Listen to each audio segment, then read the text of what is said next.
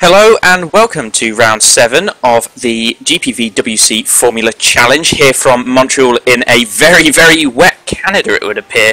Currently about 40% wet on the track, definitely need for those wets. Joining me today is not your regular Formula Challenge commentator, but instead the ever wonderful Tom Parker.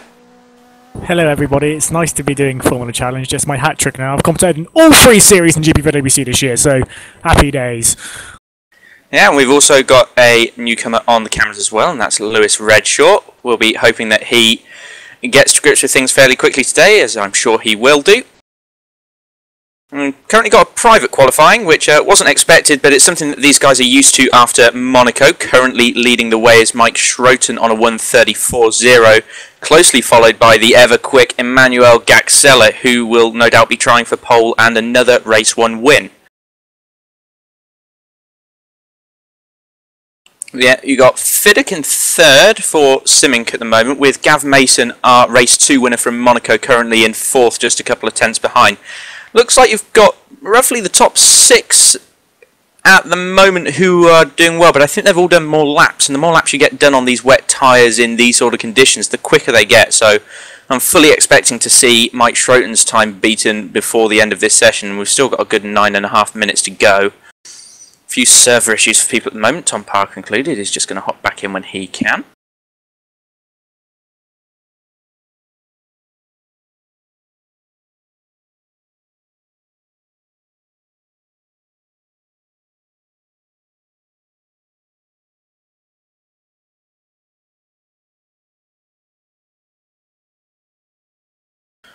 Alright, so not got any picture for you at the moment, but we'll keep you updated on who is where on the leaderboards. Now, Mr. Parker, I know you've not commentated on Formula Challenge before, and maybe haven't been that involved with it, but would you have any predictions for this qualifying session as it reaches its halfway mark?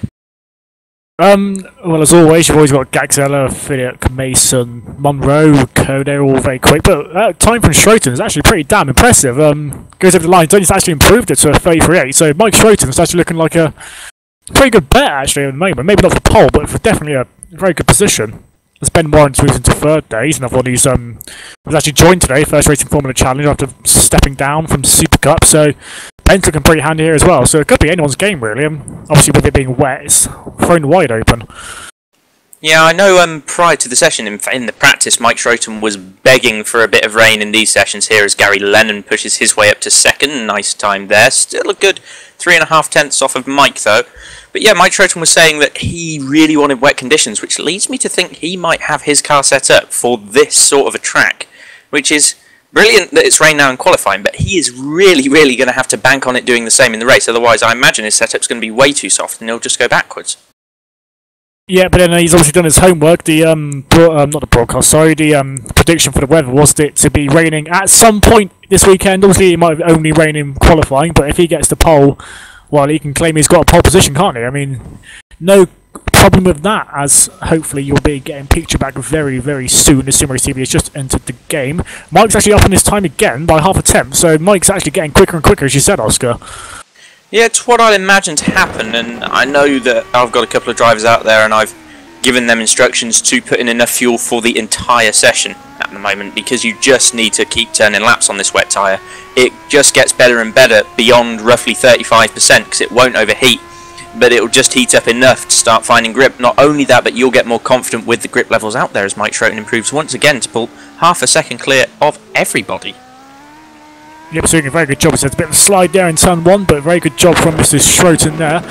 Gary Lennon in 2nd place, I didn't expect him to be up there. He's quite a capable driver. I've only seen him in Tim Tops though, so I can't really comment on his open wheel experience, but only half a second off pole, so in 2nd place had a Paul Jovis who just jumped up to 3rd, so surprise galore for everyone.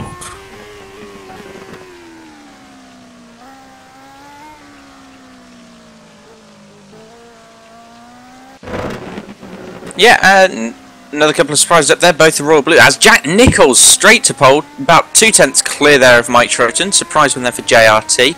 It's just saying that you've got both the Royal Blue cars in the top 5 at the moment, Matt Clipp in 4th and Paul Joseph in 5th, both of them with more than respectable times within a second of the current provisional pole time set.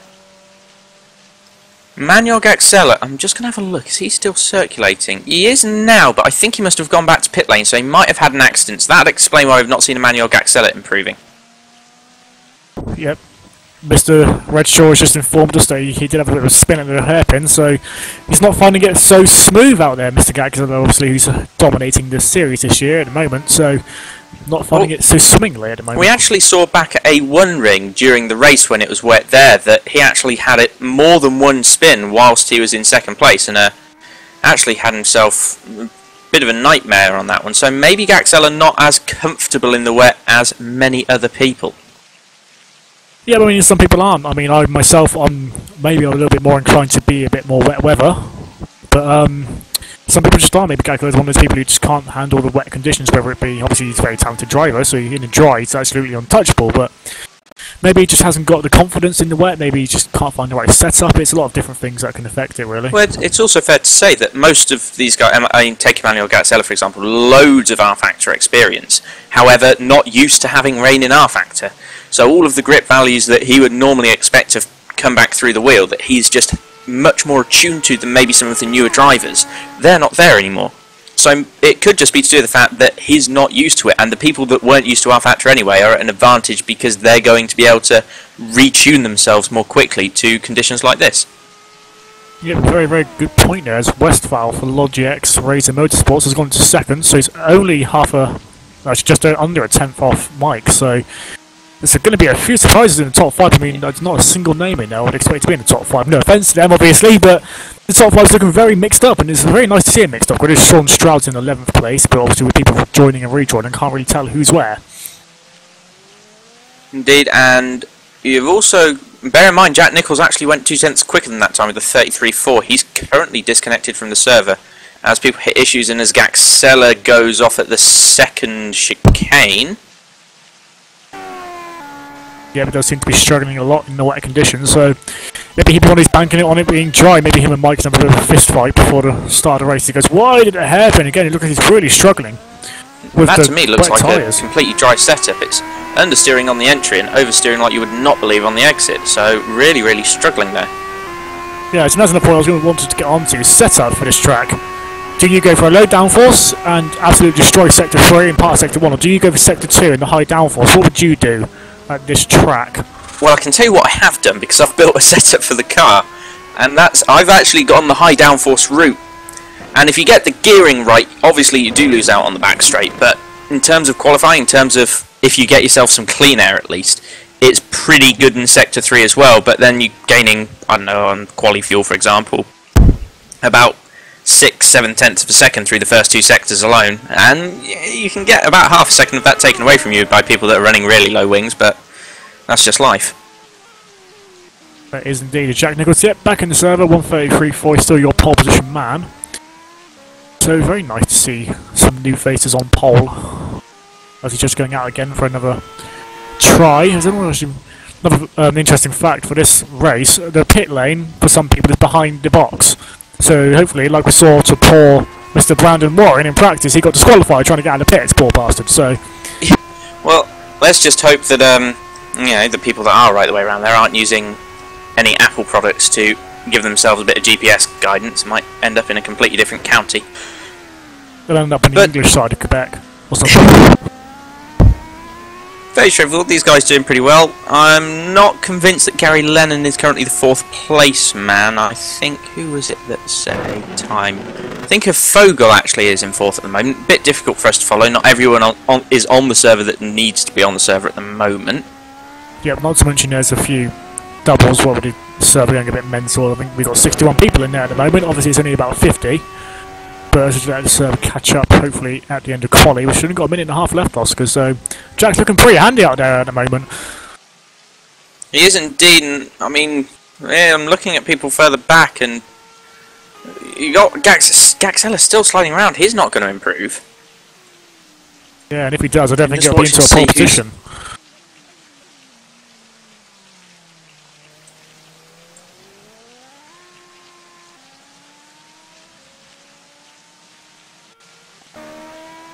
Yeah, Mike's only a tenth and a half off, so it's all to play for really. I mean, there's only 2.5, 3 tenths between the top 3, so don't Any of those three really could actually give it a go, bash the pole. I mean, Mike is a couple of attempts off now. It's only 30% wet. Mike spins out the final half on the hairpin there, so it is slowly getting dry. Obviously, with there's so many cars on track, it's going to dry out, isn't it? I mean, there might even be a dry line towards the end of the session.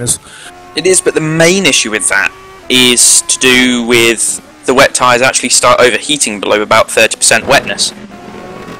Yeah, so it really is on the cusp. It's at 32% as Kevin Westphal actually up on Jack Nicholls in the first sector, down 2.5% in the middle sector, and he's completely mucked the hairpin up, it's going straight on there, so it's obviously still very trickery out there for the drivers. Yeah, and he's not got time, I don't think, to do another lap, so Westphal is third or worse, I would think. Still a good effort from the German. Logic's been a bit of a disappointment this season. Obviously last year, Gasper was absolutely dominating the second half of the season. Everyone was expecting Logic to be right up there, but seems to have struggled a bit this season. Maybe it's the mod, maybe it's the weather. Obviously, a few things to be involved, but seems to have really struggled. Oh, Gaxella's gone second. Oh, lovely for him. And Ben Warren's actually gone up into fourth. So, a couple of late jumpers there. Indeed, and look at that top. Ooh, what's that going to be? Top 5, 0.2 of a second in here at the moment. Yeah, but Mike Schroeten's actually on the lap, and he's a 10th up on his own time. He's ahead of Nicholls on back to 1.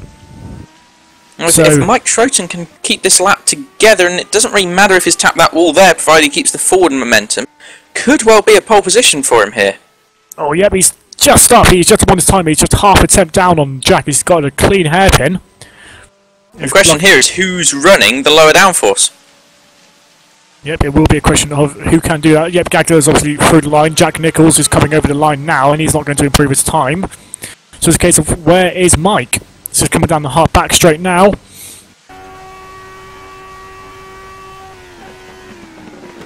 Oh, he's missed it. He's missed the final chicane. Well, that's that lap gone then. He's going to be, yeah, but he's not going to. So, looks like Jack Nicholls is going to be our pole man then. Good sir, I do salute you. Where on earth did that come from? Well, nice to see a new name up there. It's been Gaxella the last couple of times, I believe, and it's not going to be his second Gaxella, so hardly out of form, as it were, but having someone up there, well, I say someone, there's a lot of people within that time bracket, and there's a lot of people that have been disconnected recently that are also there. The top 5 or 6 were within about 0.2 of a second towards the end of that session, so should they all get back on for the race, it's going to be a fantastic one to watch. Yes, and with so many people, someone will end up actually, may have get the possibility of someone actually lining up in the chicane for the race start, so that'll be an interesting thing to watch. Yep, we're on to warm up now.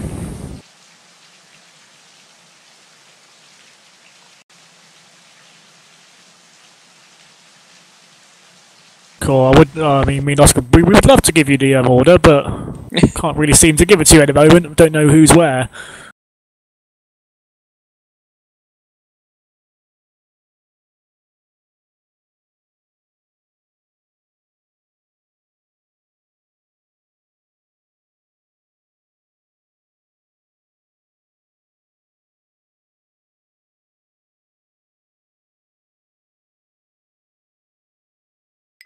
Yep, so Oscar is just off for a second as we're having a server restart to hopefully sort the issues out that we're experiencing.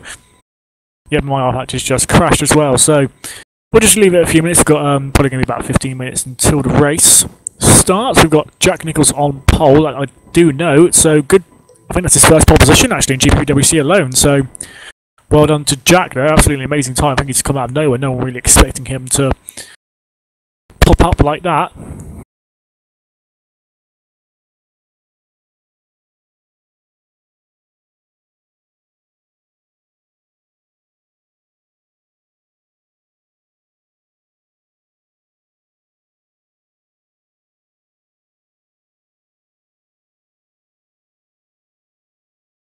We've got quite a few new faces here today. We've got Sean Stroud. He is doing his first race in an open wheeler actually for, who's he racing for? Backmarker Brigade, Oscar's old team. So nice to see Sean doing some open wheeler action. We've got Ben Warren doing his first FC race. He's racing for Multi 21 Racing. He's actually done a good job as well. So Ben doing a very good job on his FC debut. I know John Munro has joined Motor 21 for this race. I know it's not his first race, but he's in the new team, which is affiliated to Simic, obviously. So nice to see those two doing a good job. Prido Malim, or maybe we know him Pedro, but we call him Prido. He's who's he racing? Who's he racing for today? I forgot. Multi 21, I think. No, he's racing for Simic. Yeah, he's Simic. racing for Simic. Yeah. Shows what I know. Oh, you've been out of the FC ring for too long. Evidently, that is the case. It looks like the server's back up.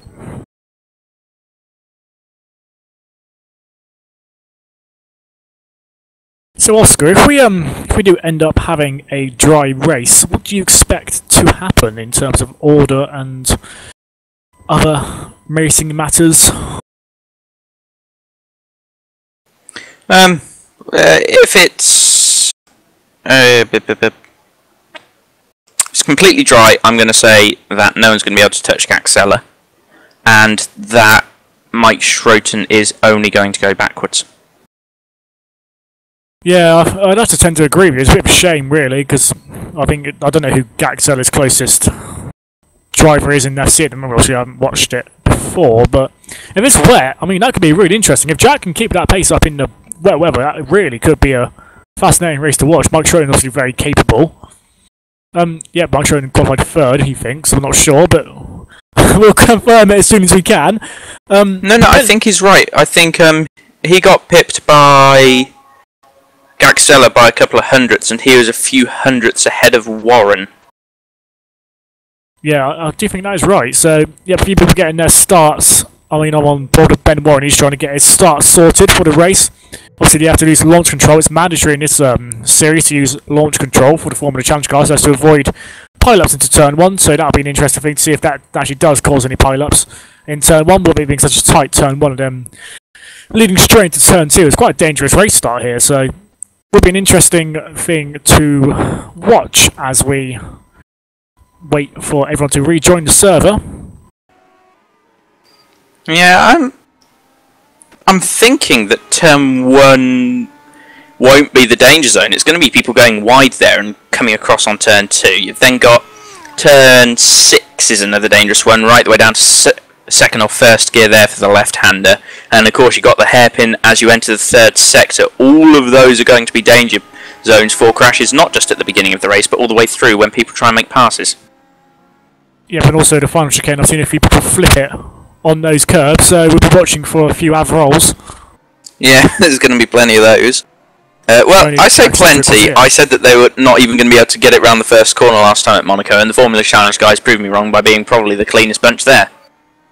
Yeah, so it proves, I mean, they may be the lesser league, as it were, but, I mean, they can race cleanly, and they showed the Super Cup and Super League guys how to do it, really, didn't they? So, brilliant job, as we seem to have got pictures back, so hopefully you can see what is going on at the moment. We've got, how many drivers we've got on the server at the moment, and how many of them are actually doubles? 45, 46 people at the moment, so it's going to be a big field, very big field, one of the biggest we've had for a very long time, I think.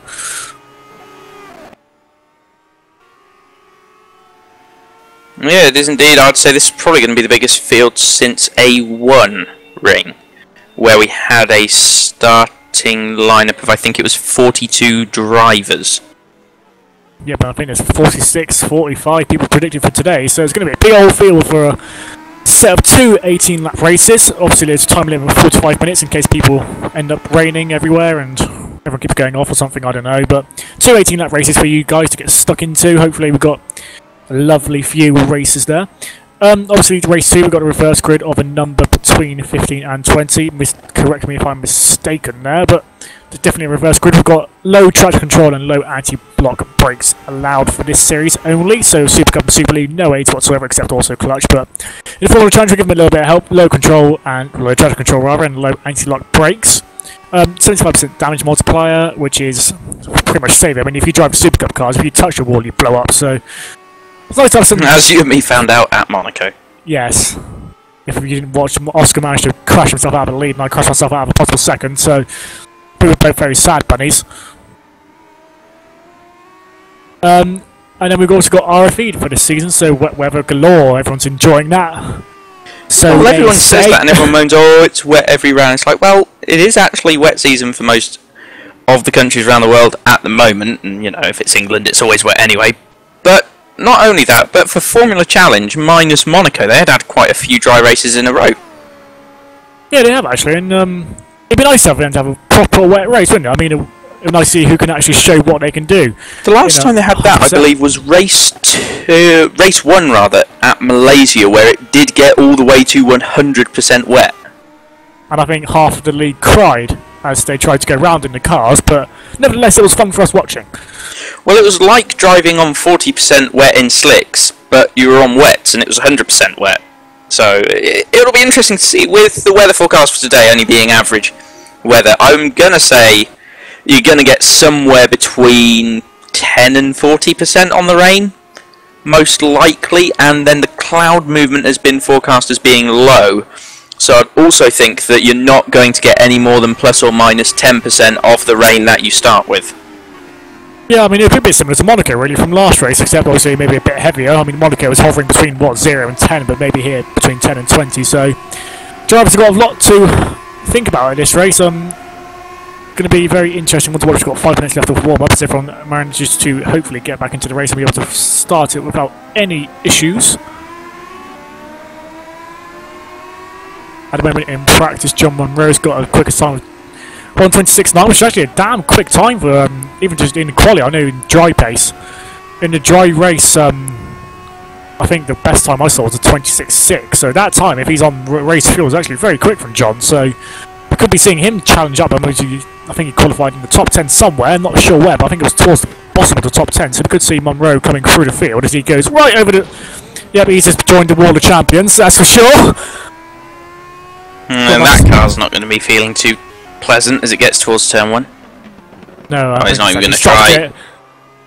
I'm not sure if that's a brave or a... That's probably he's just leaving now.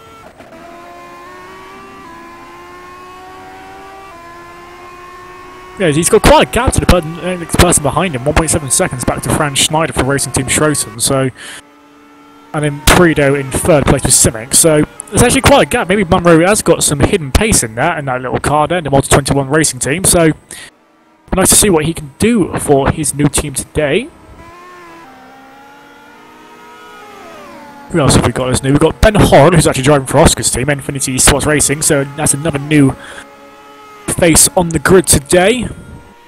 Who else? Well, I mean, the team changes around here happen nearly every single race, don't they? Indeed they do. With this many drivers, and I believe a little mix-up within active teams, and active teams wanting to join between the last round and this. Yeah, it wouldn't surprise me if you're going to be seeing quite a few new faces for this one. Just having a flick through the list, seeing if there's anyone there that makes me think I've not heard of him before. Ollie Maris Myvold. I think I've said that wrong, and I am sorry, but I haven't seen him race in Formula Challenge before, so I think he is a new one today for Ice Cold Racing. That's Eric Tvite's team, so...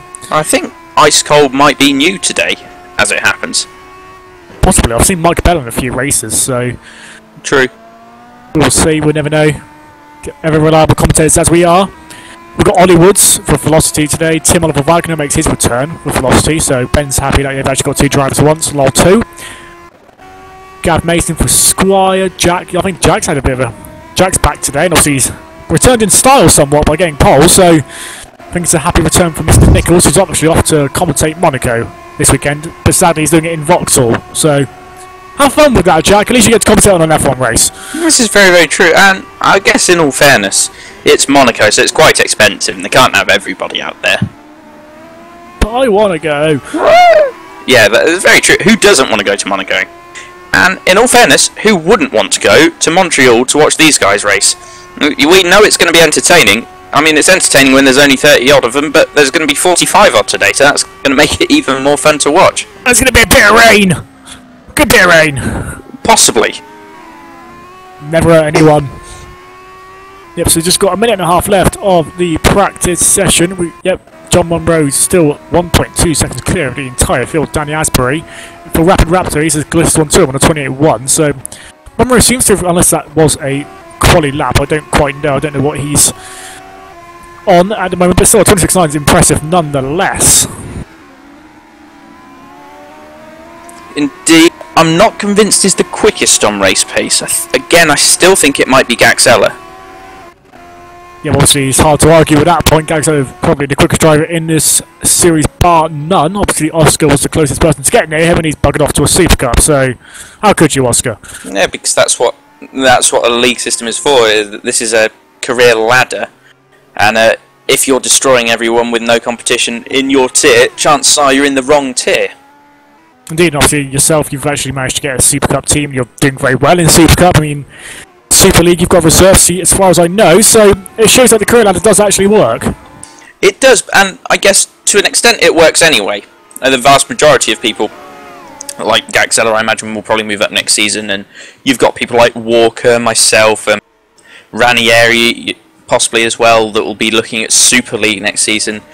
And obviously there's no forcefulness with this, there's no one forcing you to move up tiers, but it does feel like there's a good natural progression once you get going. It does for me, and I imagine it does for a number of other drivers as well.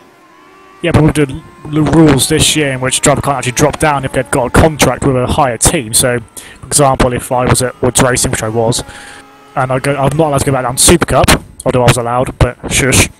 But yeah, you're not allowed to actually go down, so it's not, you haven't got drivers from Super League going down to FC, like you did have last season, just dominating, not giving the Formula Challenge guys a chance to win.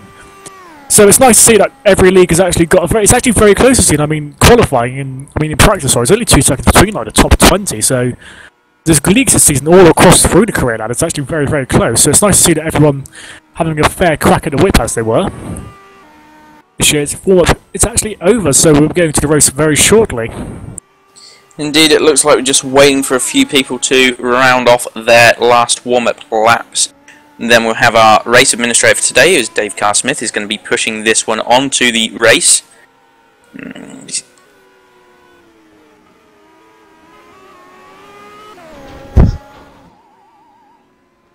Just waiting for a few more people to enter the game. I've just seen Ollie Woods has just come back in. So the current head count for the race today, if you take out myself, Dave, Oscar, and Simrace TV, it's 45 people. So fun.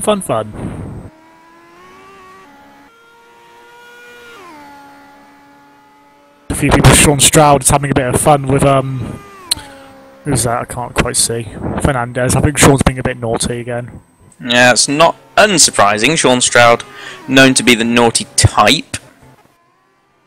Bad boy. Gotta love Sean. And Rico Sarpilla's actually managed to get up to second place with a 27.5, so there is someone who's actually within the second of John Murray, as is Fidduck for Simic. So Fidduck's actually one who's surprising. He was actually quite quiet in the qualifying. I'm not sure if he was one who was actually kept disconnecting. I think Fidduck was 5th at the end of qualifying, but I'm not sure. We'll soon find out what the order is as we go into the race. We'll be able to.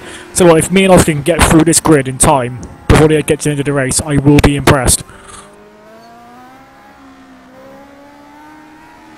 Mr. Redshaw says that he's sorry if there's any bad camera work, so we believe in you, Lewis. You can do it.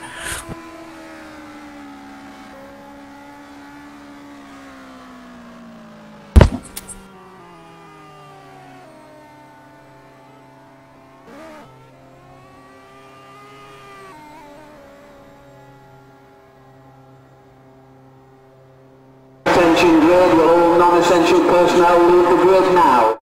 Oh, right then. Oscar, if you'd like to start the grid. So that's that. We're going to have people lining up on the grid any second now, as soon as everything synchronises, which is going to take some time when you've got this number of drivers, but there we go. Right, so I'm going to go through the grid as it stands. On pole position, I believe it's his debut pole position in Formula Challenge, is Jack Nicholls for JRT. Second position, the ever-prominent and championship leader Emmanuel Gaxella for Storm Racing Team. Third, we've got Mike Schroten with a very impressive qualifying performance, although he's going to be upset because it doesn't look too wet to me. Ben Warren, fantastic result there for Multi21, has qualified himself in 4th, with Kevin Westphal of Logix Racer Motorsports in 5th. His teammate Sven Smiths just behind him in 6th position. Paul Joseph has managed to get himself on 7th for Royal Blue, with Patrick Fogel for Fogel Motorsports in 8th. Matt Cliff has qualified himself in 9th position, with Gary Lennon 10th. Got David Fidduck has qualified 11th. I think there might be a couple of issues going on the server at the moment. Hopefully they're not causing too many issues. We've got Menno Clont in 12th. I'm having a look. Has anyone left? Yeah, we've lost Simon and Ben Horrell so far. 13th, carrying on, is Danny Asbury for Rapid Raptor Racing, with Sean Stroud qualifying on his debut in 14th for the Backmarket Brigade.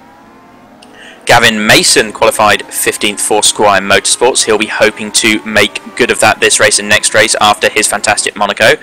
Riku Sarpia, probably not too happy about that from Azuric Racing. Is very quick in practice over the week. He's starting 16th. We've got Matt Richards for Team Roxland 17th.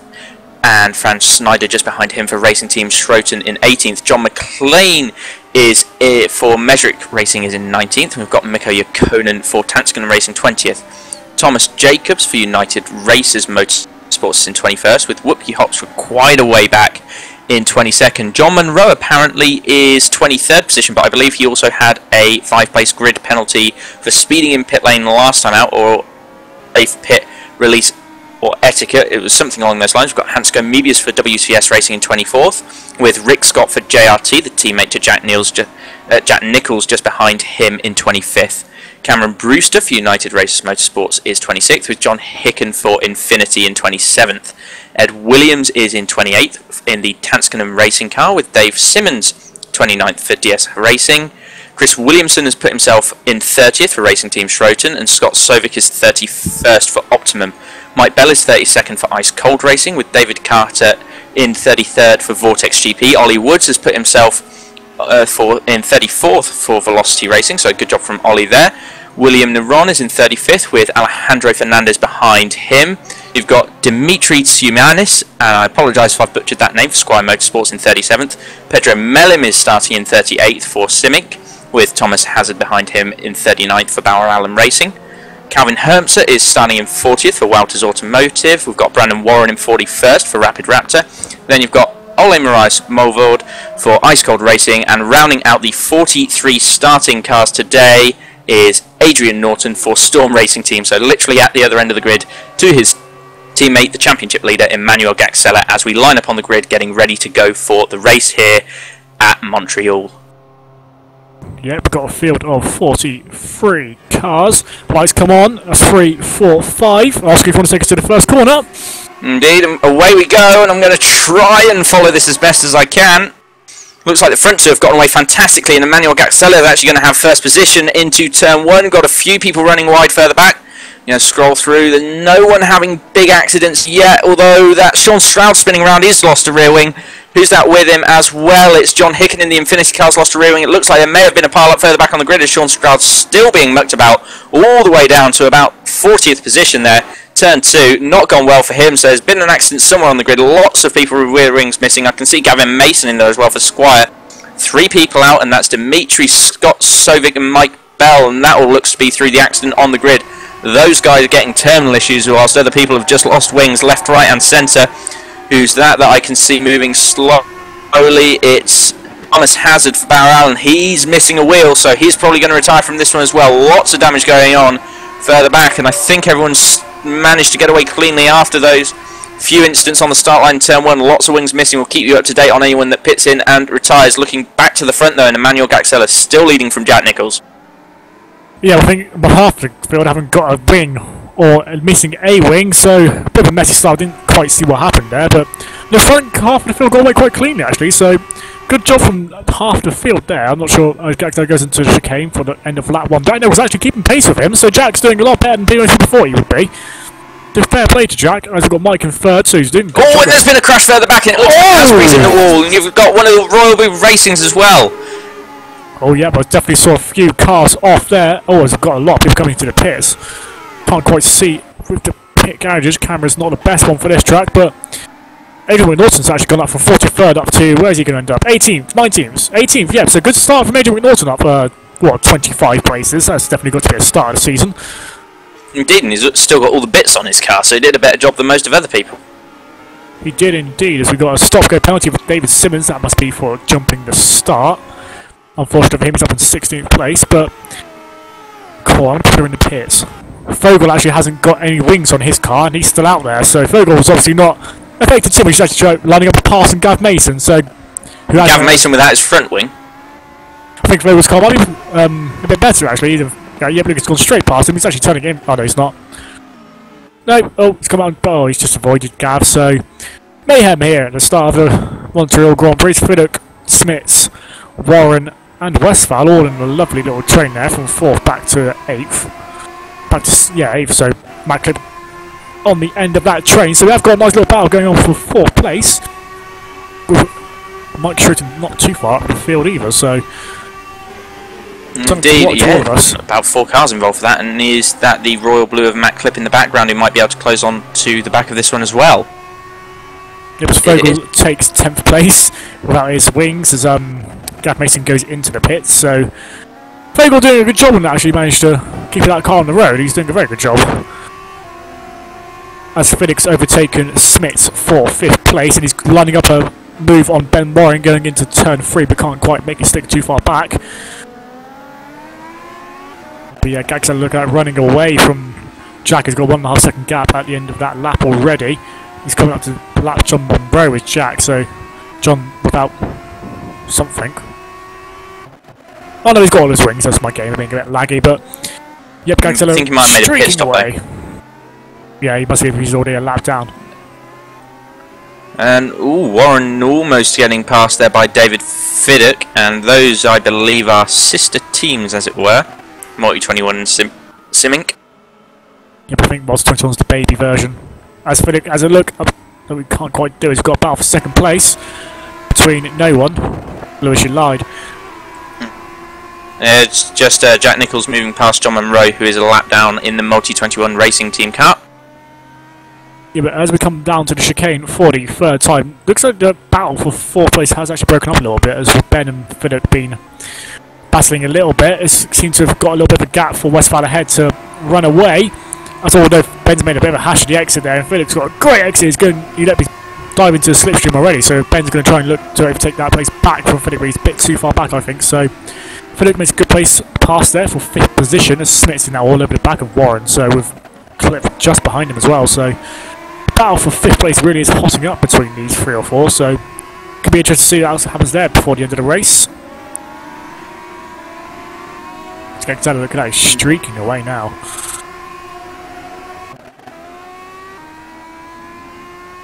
And this is what I expected to happen. I mean, Gaxella just had a setup that looked like it was designed for this sort of a dry track.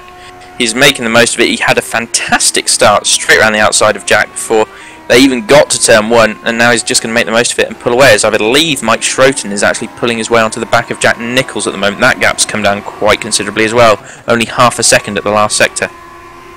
Yeah, but Westphal only half a second behind Mike. We could have a nice little battle here for 2nd place. Is that on there? That's Monroe trying to let Fiddock pass. Obviously, all those 3 cars involved there are sister teams, so Ben's going to try and slip into John's. Oh, he's not going to. He's going to stay in Monroe's, but Monroe should be letting people pass. He does now. Look at that. We can see 2nd all the way down to 8th in one shot there. So definitely going to be a battle for a few positions on the podium towards the coming end of this race, as we've completed 4 of 18 laps. So Gaxella's got a nice, what's he got now, 5-second lead is Schroten and Nichols. Look at that, into the first corner. Indeed, and who's going to... Schroten is going to get it around the outside. Nicely done. Nice, look at that. Westphal wants a bit of that action as well. Can't quite make a stick as Jack closes the door. Got Demetrius has left the server, but I think he was involved in the lap 1 incidents. Jack looks to be struggling in these conditions. Like you said before, Mike was the one who's going to be on the backwards, but Jack seems to be really struggling in the dry. You've got to think he's going to be having a bit of wet before the end. But then at the same time, I thought Mike Schroten was on a wet setup, and it doesn't seem to be bothering him at all. Yeah, Mike doing a very good job as Westphal now all over the back of Nichols. Is he going to make a move into turn 5? He's actually fought against it. It's not turn 5, it's turn 8, but there we go. Jack seems to have got a bit of gap enough. Fiddock's got Westphal looking in his mirrors rather than looking ahead of him. Into the hairpin, he's fought against it, so let's see if we can try and get it done into Warren onto the back of Fiddock now, so these drivers really have nowhere to, they've got to keep their game on, haven't they? Because 1 minute you're looking ahead, trying to overtake person ahead, and literally one mistake and you're looking in your mirrors frantically. It's looking at Westphal trying to overtake Nichols again into the chicane. Can Westphal get it done? He can, yes, indeed. Look at that. I think he's got superior straight line speed. As Nichols gets the exit of the chicane a bit wrong, taps the World Champions but gets away with it. Now Smith's looking at Ben going into turn 1, but Ben having none of that. Jack Nicholls almost looks like he's overdriving the car a little bit at the moment. That thing very, very leery and pushing a lot as he goes into corners, so maybe Jack just needs to cool off a bit and then try attacking again, because he definitely had the pace. He did indeed, but so does Westphal, who is looking all over the back of Mike Schroeter. Mike doing a good job there of defending the car, placing the car very well there from Mike, so smart thinking from the young Dutchman. As Westphal runs a little bit wide, but manages to get away with it. He looks a bit...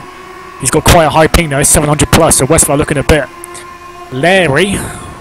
Going to try around the outside, but yeah, look at that, he's lagging all over the place. Oh, he's just gone swiped across Nicholls there, and it wasn't his fault, but it's just that ping is getting a bit mad. Which is unfortunate, especially in a train this close. Look at that, he's all over the back of Mike, but Mike probably can't even see him, so... Look at that, he's just got to guess where to put his car, really. As Nicholls now, look at that, he doesn't know where to go. He's had to go over the grass on the exit of the hairpin there, just to make sure it doesn't hit him. And Fiddick is going to capitalise on that hand over fist. He's in the slipstream onto the back straight. Look at that, he can't get past him though. Nicholls just doesn't know where to go. Look at that, Fiddick round the outside of the chicane. Oh no, he's not managed it. Nice defensive driving there from Mr. Nicholls.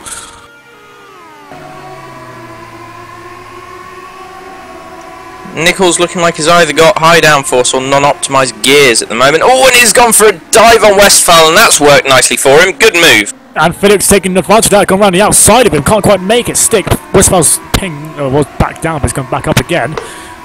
Nicholls managed to. That's a very good move from Jack, actually. Now he can pull away in the middle sector. If you're right, he does have higher gears. He will be loving the fact that he's managed to get past him in sector 2. Look at that, Westphal just everywhere on the track. Can't keep an eye on him, don't know where he is. Phillips trying to get away past him for Simic. Fortunately, when the car's lagging like that, you just need to get your angry elbows out and push him out the way.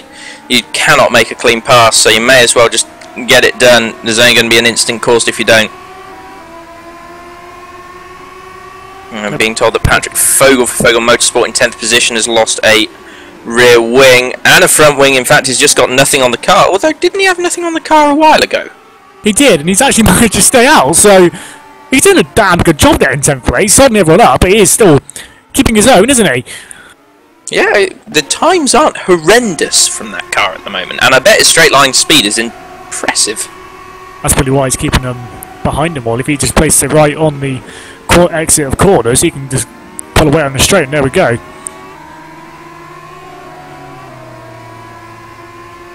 Gaxella now got a 6.5 second lead over Schroeter. Gaxella just walking away with this. Yeah, but Schroeter actually closed down on Gaxella by 0.7 of a second on that lap.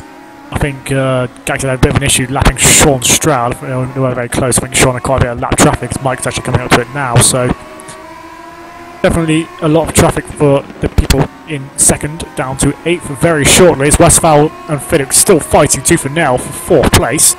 Westphal's ping is now back down to actually less than 100. He's got the best ping of anyone I can see, so... Well, when it's like that, I think Fiddick needs to be making his move when the ping is low. Oh yeah, but look at him going back up again.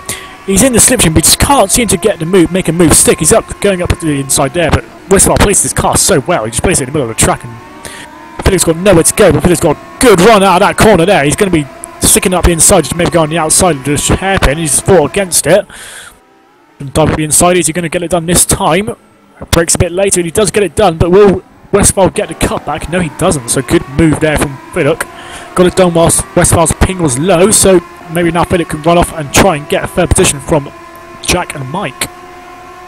Yeah, the trick with overtaking manoeuvres in that hairpin is you plant it on the first part of the apex, and whilst you're side by side, make sure you make that exit as wide as it can be, giving them no option but to back out. Yep, it's a bit aggressive, right, but when you've got the line, you're allowed to do it, and it's very, very effective at keeping people behind you down that long straight. Yeah, but it's very, very true. Jack Nicholls actually got on back onto the back of Mark Schroeter, so Jack actually looks pretty quick when he is getting it correct and not in a battle. As Brandon Warren, two B Warrens in one shot there. Ben Warren's in the red, black and yellow Monster 21. Brandon Warren is in the black and red car he drives for. I can't remember the team he drives for, but very confusing here. Westphal, no, sorry, that's Smith's all over the back of Ben Warren. can't get away past them. Ben doing a very good job actually in 6th place, so keeping it in the top 10 very well. Yeah, Brandon Warren for Raptor Racing, I believe that's with Danny Asbury. I do believe you are correct. Jack Nicholls now onto the back of Mike Schroten going into the hairpin. Maybe a bit too far back to make a move, but obviously we think Jack's got a bit less top speed than Mike, so... And Philip, look at that, Philip's already onto the back of the pair of them, so Philip looking for a 2nd place here towards the end of the race after a bit of a messy qualifying, where he qualified only in 11th place. He's looking to get back up there into the podium places. Axel just streaking away at the front. Look at that one. The line now is just set at 1:26.7 fast up in the race. Absolutely piling on the laps. I mean, look at that, Jack Nicholls all over the back. Diving left and right. Nicholls going up into turn 1. He does get the move done. Can he plant it on the apex? Very well done there from Jack. Managed to get 2nd place, but he's got a bit wide. Oh, he's going to get the switchback done on him there if he's not careful. And Mike's got the move going into turn 3, so well done, Mike. For Fiddick very, very close. These three separated by less than a second. It reminds me of WSS between myself, Oscar, and Alex, when fighting tooth and nail, being 3-10. Look at that, Fiddick round the outside of turn 5. That was an amazing move there from David Fiddick to go into 3rd place. Nicholls can't quite get the cutback either, so brilliant move there from Fiddick. That'll get him up into the podium places, no problem. Is Nicholls going to have a look? Not yet, he's not. I mean, Nicholls' setup looks like it's designed for that middle sector, so that's where he needs to be getting aggressive and making moves, because that's where he can pull away. That is correct. He did seem to have a good exit out of that corner, but he seems to have backed out of it. And Fiddick now all over the back of Mike Schroten for 2nd place. Maybe. Oh, look at that, Sean Stroud. Oh, no! Oh, everyone seems to have missed him. Very close call for there for Sean, but everyone's just managed to miss him. I think that gave everyone a bit of brown trousers. As Philip now sizing up a move for Mike going out into the chicane. I think he's got that move done before he even gets there. Yep, look at that, breaks a bit later. Move done. Can Mike get anything back into the first corner? I don't think he can quite do it. No, and is Mike actually... No, he's not quite under pressure from Jack Nicholls just yet. Oh, but he's going for dive bomb. No, he's not.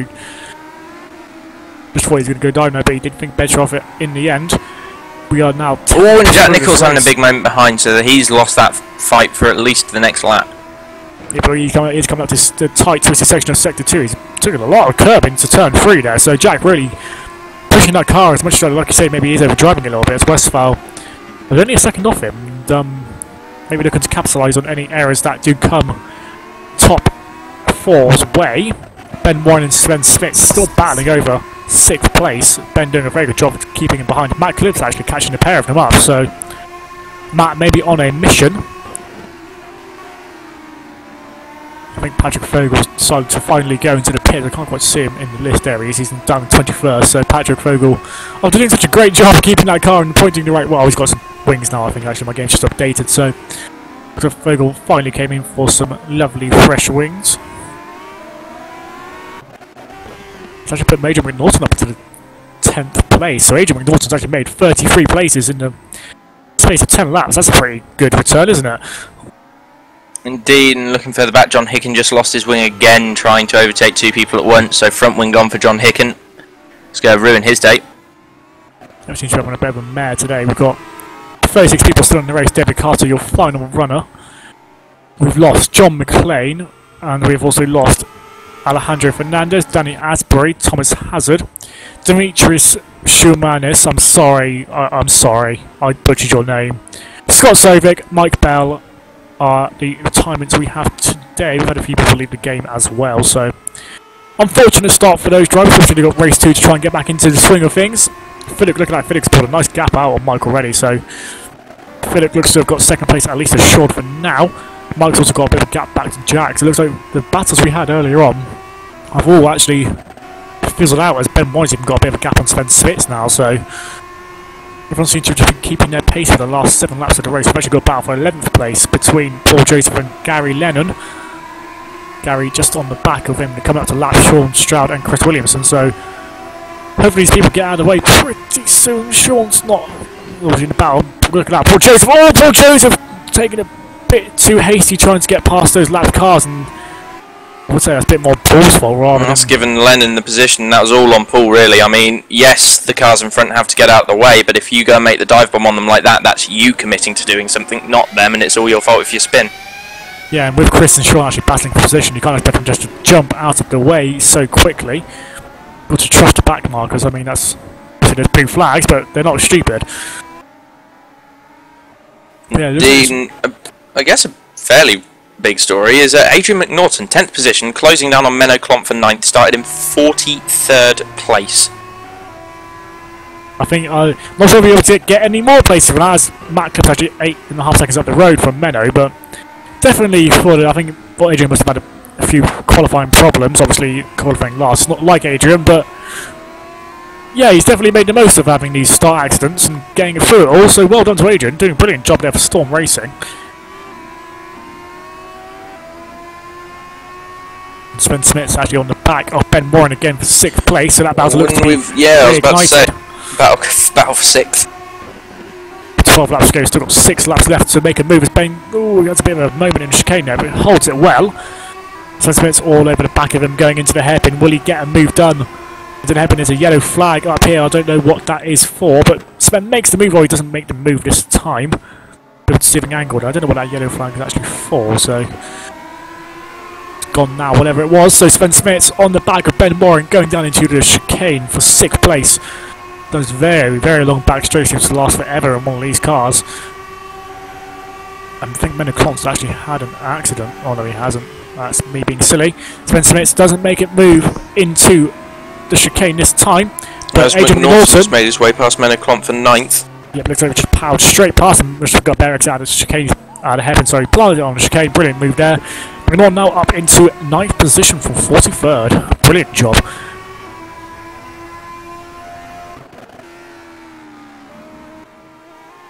Be interesting to see if Smiths can do anything about Warren before the end of the race. And just having a look, it looks like Jack Nicholls is actually catching up to Mike Schroten as well. So that could well be about for 3rd before we see this one out.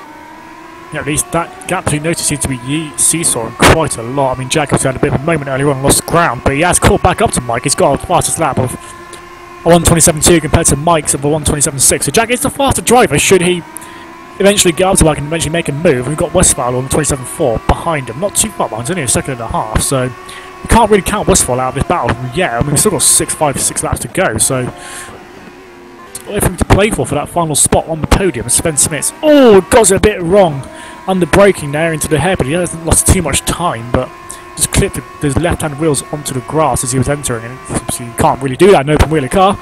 Go straight on. Luckily there's a lovely big runoff there for Sven to latch onto. That has given Ben the advantage going into the chicane. Hasn't got anything to worry about. It's Jack Nicholls just a bit too far back from Mike to make a move this time. Well, no, he isn't. He isn't indeed, and he's going to see if he can get the move done into turn 1. Jack taps the side of Mike. That's all fair game, and he got the move done. So that Jack Nicholls back into 3rd place for JRT. Very good battle between these, so I don't think this one's going to be over just yet. No, I mean, we've seen that he's made a few mistakes under pressure, and if he can just keep his car there, then maybe those mistakes will come back to haunt Nicholls again. Could possibly well do. Obviously Mike's seen that. Jack's made a few errors already, so maybe he's just got to pressurise and wait until a chicane, maybe, because I think Mike does have the better top speed compared to Jack, so I think they're both running on a slightly wet setup, so indicates of who's got the less wing. Smith's going to have a go at Warren here. Not... Oh, and they make contact! Through, yeah, Sven's getting a bit impatient, just trying to push Ben through the corner there. Ben obviously not a bit happy there, weaving his wheel.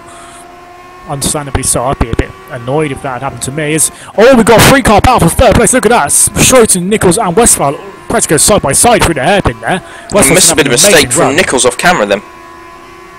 Yeah, because Nicholls it's just got it all wrong going into the hairpin. I saw someone sideways, and yeah, Westphal's going to have to run going into the chicane. He can't quite get it done though with Nicholls in Mike's slipstream as well. So Jack's got a very good exit coming out of that corner, look. So Jack is going to try and do the move he just pulled off 1 lap ago. Mike knows what he's going to be doing this time. And Jack can run outside. Yes, he can. Very good move there from Jack once again. But Kill might get this. And Westphal's round. Westfall round has got.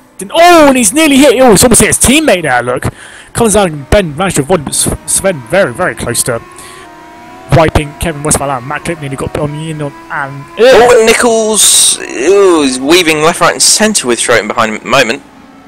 Yeah, those. I think Mike was ahead, and then Mike actually let Jack through. Obviously, I think he must feel a bit aggrieved about the turn 2 incident. So fair play to Mike. Very gentlemanly driver. Very gentlemanly thing to do. So kudos to Mr. Schroten there. Obviously, he must feel he has enough in the bag to catch Jack back up and make an overtaking move. Up front, Gaxella done a 26.6, fastest up the race from 27 flat from Felix. So those two really have got their race under control. Just a battle for 3rd and 4th really between these two. And Smith still all over the back of Ben for 5th place. So nothing is assured in the top 6 just yet. Schroten, fantastic run at the moment. Oh, and Nichols moving across on him there. That was a bit cheeky. Yeah, it's a bit cheeky from Mr. Nichols, but hey, Mike's got it done. So Mike's got the move done through the chicane. Well done, Mike. And now it's just a case of can he hold it for the last 3 laps of this race. Make that 2 laps.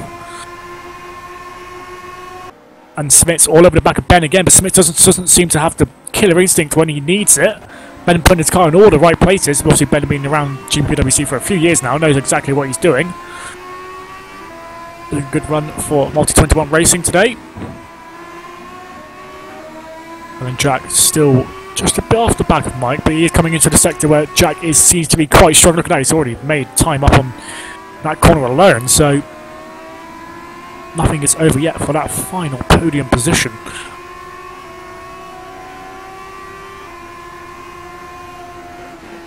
Gaxella pushing on ever forward, done a 26.3. It's a very quick lap, and Felix only 4 tenths behind with 26.7. So these two really are the class of the field at the moment, as everyone else around them has a bit of a ding dong. And Smits, is he going to have a look into the chicane, no, into the hairpin? Sorry, no. Backs away again. I think Smits, if he could just get a better run out of that chicane before the hairpin, I think he could actually get the move on Ben and make it stick. He just seems to be a little bit impatient, makes a mistake, and that is race not over. That's me being silly. But Sven, look, he's too far back to make a move into the chicane. I don't think he's going to be able to get it done before the end of the race. Oh, Nichols! Oh, Nichols! He's done exactly what I thought someone would do at the final chicane. Hasn't flipped it, but he's lost his front wing. Will he be able to hold on to 4th before the end of the lap? It's just starting to rain. Oh, lovely. That's what we need, a little bit of rain. That's probably not what Jack Nichols needed. He's probably gutted, but I don't know. I don't see quite what quite happened. I don't know if you could tell us what happened there, Oscar. Yeah, he was in the draft of Mike Schroten going down the back straight and just brake way too late for the speed he was doing into the final chicane.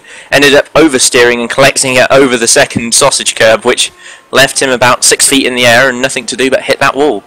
And now we're going to see if Jack Nichols can do anything about Ben Warren. Who's spun in front? I think Matt it Richards. might have been one of the Team Roxall cars, but I'm not too sure. It was Matt Richards, but yeah, Ben Warren, will he have to... Just keep flicking between Warren now as he tries his hardest. He needs to get this move done before they get to the back straight. And Sven Smith's all over the back of him again. Yeah, if Jack, I don't think Jack's going to have the advantage. And looking back forward, we're about to have Emmanuel Gaxella take another win here. So as he comes through the final chicane in first position, fantastic drive from Gaxella, led from turn 1. Is going to, ooh, and he nearly gets taken out there by a back marker, but he's going to make this one count from the first corner to the flag. Great victory for Emmanuel Gaxella. Gets taken out by a lagging car over the start-finish line. Fiddick's going to come home in second. Looking back, and is Warren going to manage to get Nichols as Schroten's going to grab third, I think. Oh, Sven Smith, he tries to move into the final chicane. We're going to have 3 cars. Oh, no, I don't think Ben's quite got it, but Jack Nichols has managed to get 4th after that. It's quite amazing, but 4th for Jack Nichols, 5th for Ben Warren, and 6th for Sven Schmitz. 7th for Kevin Westphal and 8th for Matt Clip, and 9th actually it's gone to Mano Clontz. I think AJ McNaughton must have made a mistake on the final lap there. It's got up to 4% wet. It's a shame the rain didn't come a little bit earlier. Gary Lennon coming up the line in 11th. Paul Joseph very closely followed by Wopke Hostra, 12th and 13th there. So good drive from Wopke there, because he was starting very far back as well. So another impressive drive from him. Yeah, but obviously Dad back in World Sports Series last time round, he shot the field, did a very good job, but open with a different thing as Calvin Herms comes over the line in 14th, Prido in 15th, Thomas Jacobs in 16th, Gav Mason crosses the line in 17th place. Maybe not what he was hoping for after such a great Monaco round. Brian Schneider 18th. And Dave Simmons will be crossing the line in 19th, with Brewster closely followed behind in 20th. And that is your lot. Everyone else has finished the race. Yeah, a few guys further back. You got Monroe and Sarpila that would have liked to have been doing better that race. Definitely had the pace to be doing. Bit of a so-so debut for Sean Stroud as well, finishing in 30th. He obviously got caught up in a turn 1 incident, but still didn't really manage to fight back from it as well as he would have hoped. Again, big hats off to Emmanuel Gaxella, showing once again why he's leading this championship. Absolute class act, 11.7 seconds. That was the margin back to Dave Fiddick when he took the win. Yeah, and Dave Fiddick actually did a very good job as well. Can't discount what he did, up from 11th place on the grid to 2nd at the end. Very good drive, some lovely overtakes there from Fiddick, so definitely got it done when it was needed. Mike Schroeder, not what you expected, Oscar, up in 3rd place, didn't exactly fall back as you thought he would. No, it definitely made me eat all of my words, because that was a fantastic drive from him, and he was fighting hammer and nail the whole race long to hold on to a podium. And he most certainly did it, so well done to the podium finishers. We will try and grab them after race 2 if we can, unless there's someone you want a lovely interview now. Ben Warren did a very good job in 5th place, couldn't quite nip past Mr. Nichols for 4th place, but nevertheless a good battle between him and Smits throughout the race. Got a little bit dirty at times, but nonetheless very good job from them. And Kevin Westphal obviously had a bit of an issue towards the end of the race trying to get in on the act for the 3rd place. Also, Adrian McNaughton finishing in 10th place, obviously lost 9th. I didn't see quite what happened to him on the last lap, but nevertheless, a cracking drive from 43rd on the grid. I mean, you can't take away from the guy. That was brilliant stuff. Even though he made a mistake later on to lose 9th, 10th position from 43rd, nothing to cry about. Nothing at all. Very good job from all of the top 10 today. That is just one race. We have the lovely chat afterwards. Ben Warren, Kevin W, your ping, sad face. So obviously a lot of people complaining about that ping. Indeed, well, it was getting a bit hairy at times, and you saw it tap Nichols about as well, so not brilliant, but sometimes you just can't help these things. Do actually have a magic number for the reverse grid. So and that number today is going to be 19, so the top 19 drivers are going to be reversed. I can't quite remember who it was that finished 19th place. I'm sure Mr. Carsmith will be able to inform us who will be on pole very shortly. It's actually a wet warm-up, so if that goes on through the race, I bet Mike Schroeder will be very happy, as would Jack Nichols. Cameron Brewster was 20th on his first race. Bit gutted for him, with one more place and he would have been in reverse grid. Bit gutted for Cameron, but obviously he doesn't know that just yet. John Monroe has entered the game again. Mike Schroeder very happy with his 3rd place, best result in his GPVWC history, so well done to Mike. Jack. Yeah, lots of people with best results and lots of people with worse, I would imagine. Yes, very true. Sure, not very happy, as not one to mince his words is Mr. Stroud.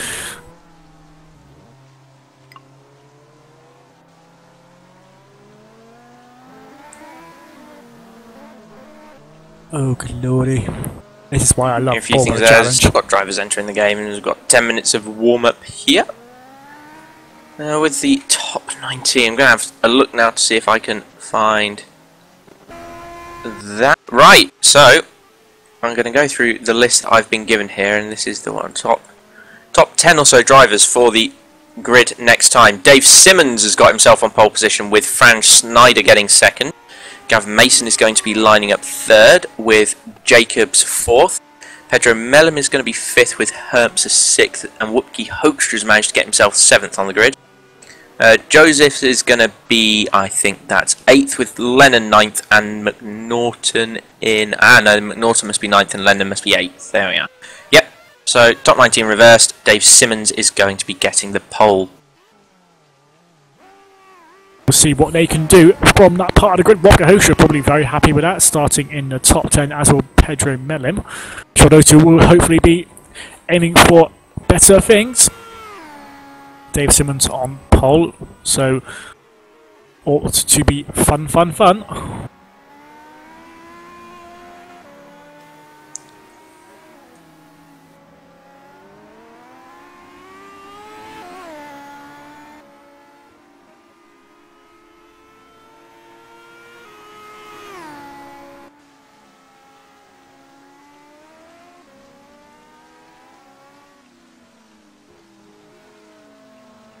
So any real standout performances for you there in race 1, Tom?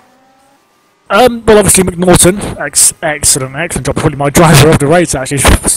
I mean, it takes a lot of balls to go from 43rd to 10th, I mean, especially with that start, which we managed to miss. But it seemed quite hectic. I mean, that's a very damn good job. Obviously, Gaxella once again absolutely faultless, led from start to finish. Mike and Jack, absolutely amazing. Those two congratulating each other after the race on how good their race actually was between the two. Very clean, very fair. Mike obviously won out in the end, and Jack obviously himself. But I think Ben Warren also did a very good job. So, yeah, it's a lot of stand-up performances there. A lot of people doing very, very well for themselves. Obviously, a few disappointments throughout the field, but then that's what's going to happen. It's motor racing, I'm afraid. So hopefully they'll be able to bounce back for race 2 and maybe get themselves a bit higher up. I think Adrian McNaughton will be very happy with that reverse grid. I think he'll be aiming to trouble the podium finishes this time around. What about you, Oscar? Who's a standout for you? It's me not to mention Emmanuel Gaxella in these things. He always does such a good job in these races, especially the first race. Second race, I've not seen him be perfect in just yet, because he always seems to struggle with 1 or 2 cars and doesn't quite get to where he wants to be going. So it'll be interesting to see how he does. People that have in the past made a good job of reserve grid, reverse grid races. There we go. Whoopke Hoekstra, who's going to be starting in the top 10, and also Gavin Mason, who won the reverse grid race last time out in Monaco, who's starting 3rd. Yep, so Gav Mason, Wopke Hoekstra, very, very good drivers in race 2, as we saw after Gav Mason won out last time, and in WSS last week, Wopke actually dominated race 2 in Monaco, so Wopke Hoekstra hopefully will be taking the biscuit.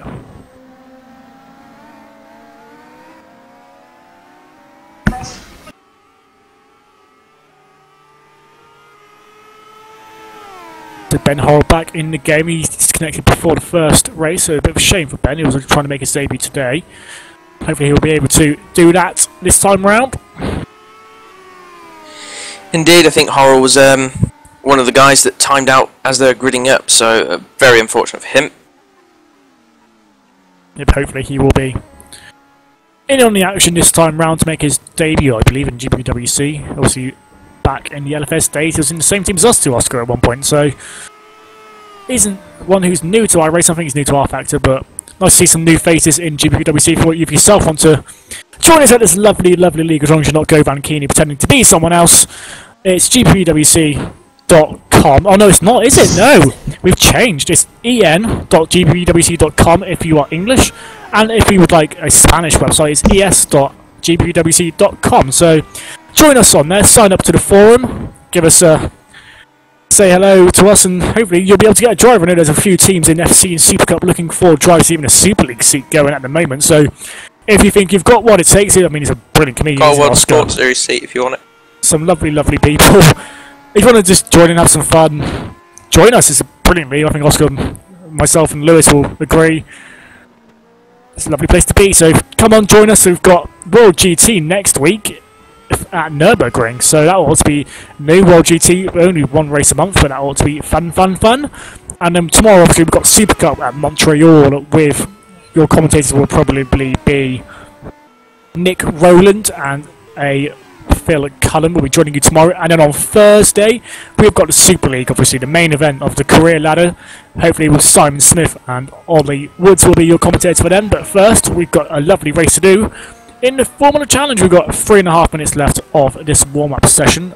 No time, or the only 3 times we've got so far. All in the 130s actually, except for Simon Belush, who actually missed the first race, so he's probably a bit unhappy. But yeah, all very close actually in the top. A few cars have actually done a time, 130.188, the best from Franz Schneider at the moment. I'll just check, yeah, the track is a little bit wet, so bit of rain.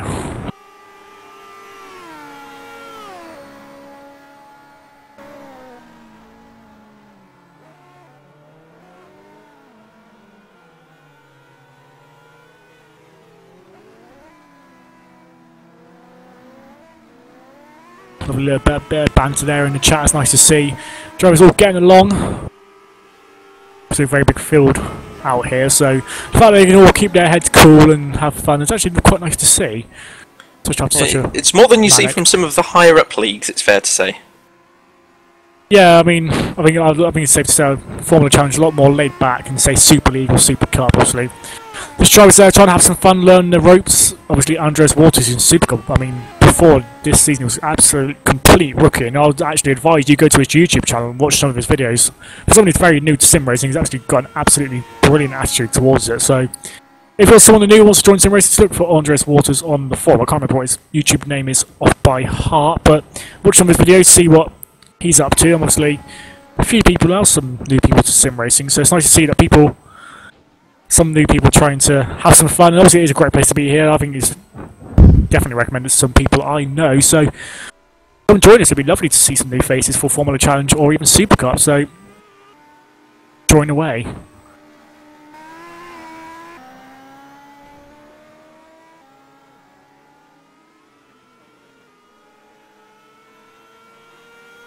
Hola mis amigos, ir a es.gpvwc.com. And that was Lewis Redshaw telling you how to sign up to GPVWC. It's Spanish. So for all these Spanish lovely people around there, William Neron spins the car into the chicane. Lovely.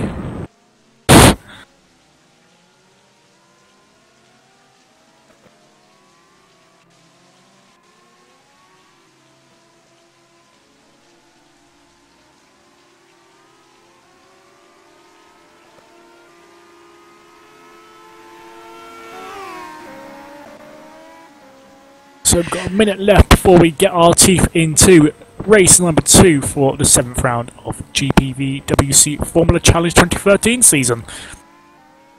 See if we can, I'm not sure if the standings are correct, but we'll see if we can give you the top 5 of each standings as they are before today.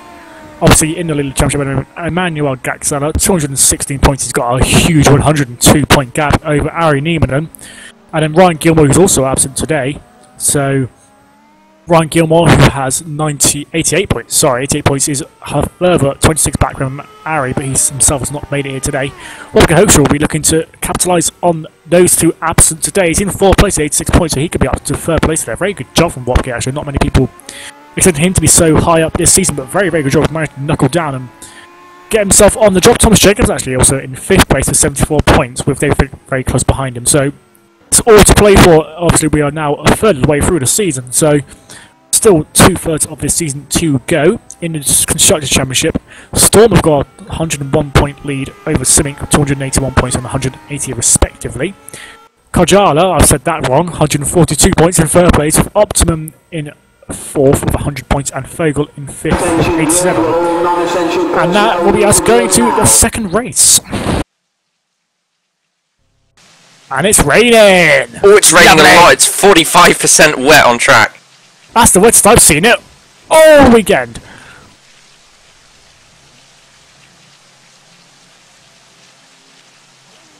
Oscar Hardwick being a lovely chap and reminding them all to put wets on. He didn't have to.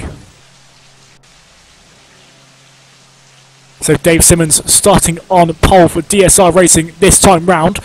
Fran Schneider in 2nd place for Racing Team Schroeter, with Gav Mason looking to capitalise on his, not the best race one, but looking to capitalise on race 2 in 3rd place for Squire Motorsports. Thomas Jacobs is in 4th place for United Racing Motorsports as they come off the line now.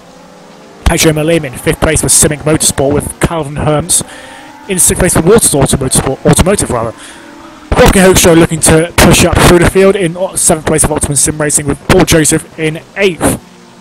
Gary Lennon is in 9th, with Adrian McNaughton in 10th place. So he's where he finished last time round. Can Adrian manage to, such a cracking race one, can he challenge the leaders this time round? Mano Clont is in 11th, with Matt Clibb in 12th place. Sorry to cut you off, but Gavin Mason and Thomas Jacobs have not changed their tyres to wets and are struggling to get around the formation lap. And Jacobs in the wall. Oh yes, look at that, Jacobs really in the wall. 3rd and 4th. 3rd and 4th, so 4th place Thomas Jacobs. Back into pit lane, has put the wets back on and is now going to have to start at the end of pit lane. I think Gav Mason probably would be best for him to do the same. So that's a huge shame for Gav, especially. I mean, he really could have challenged someone, especially Thomas Jacobs as well, because he was 4th place, as I just mentioned, in the championship. So, huge shame for them. Where were we? Right, Matt Clips in 12th place for Royal Blue, with the Logic X pair of Westphal and Smits in 13th and 14th. Smits actually missed the start, so here we another one started from the end of pit lane, with Ben Warrington 15th. Jack Nicholson 16th, with Schroeder.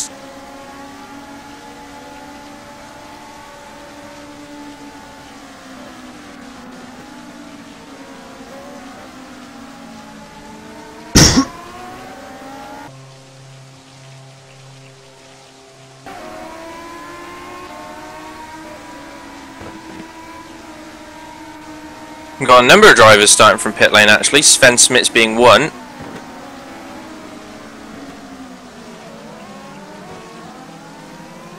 As we lose Tom Parker momentarily, I think.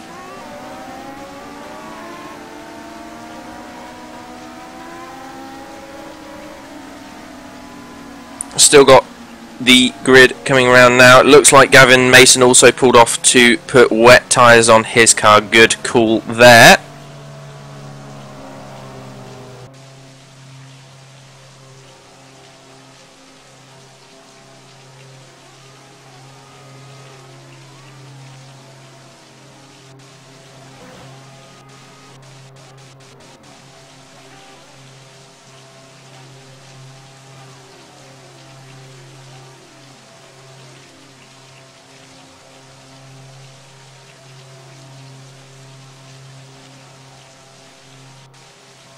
So no second row on the grid, as it looks like just about everybody is lined up now. And who's that towards about? There's another car on slick tyres that is on the grid. That'll be an interesting one to watch.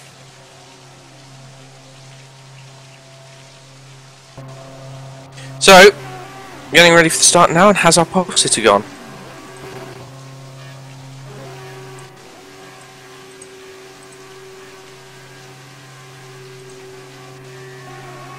And we're away now. It looks like a cleaner start compared to last time. Just going to quickly run back through, make sure no one's having big incidents just yet. Oh, fantastic start from Gaxella, I think that was. He's trying to push his way through, not quite managing it there.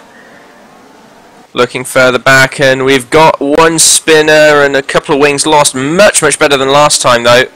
And who's that? It looked like it might have been Lennon who was spinning off the track. Guys in pit lane going to have to wait just a little bit longer for the first few cars to reach Sector 1 and for them to get the green flag. Looking forward, and we've got a few spinners, and it's whoever it was on the slicks. I'm going to have a look at that now. Who's on the slick? David Carter on the slicks. And we've got lots of people without wings. There's a big incident in turn 3. Meluish, one of those involved by the looks of it, as was Yukonen. Oh, and Meluish, that's silly. Don't bother doing that. Got Naron as well. Looking further forward, and oh, big gaggle of cars around John Monroe, and another massive accident. Mervold, Sapir, is everyone going to get through that safely? Not quite. Oh, and both ice cold cars involved in that one. Ooh, dearie me, Monroe round again. Horrible day for him. So I'm going to try and look to the front now, and your leader is still Franz Schneider from... Who's he that from at the moment? Pedro Mellem has managed to get his way up to second, and Whoopke Hoekstra, like I said, bit of a champion in these reverse grid races, up to 3rd position already. Kevin Westphal, fantastic start to put himself in 4th, with Joseph Simmons, McNaughton making a move on Lennon there in the final chicane, and Nichols just behind him trying to get his way up. Gaxella chasing hard, everyone looking to get through that last chicane safely despite the wet conditions at the moment. We've got a bit of a fight there between Fiddick and I think it's Mike Schroten. Warren going wide, managing to get through there without too much contact. And Schroten's actually going to take advantage of Warren going wide. Is Fiddick, is he not? Oh, he is. He's going to make a move there and he's going to make it stick.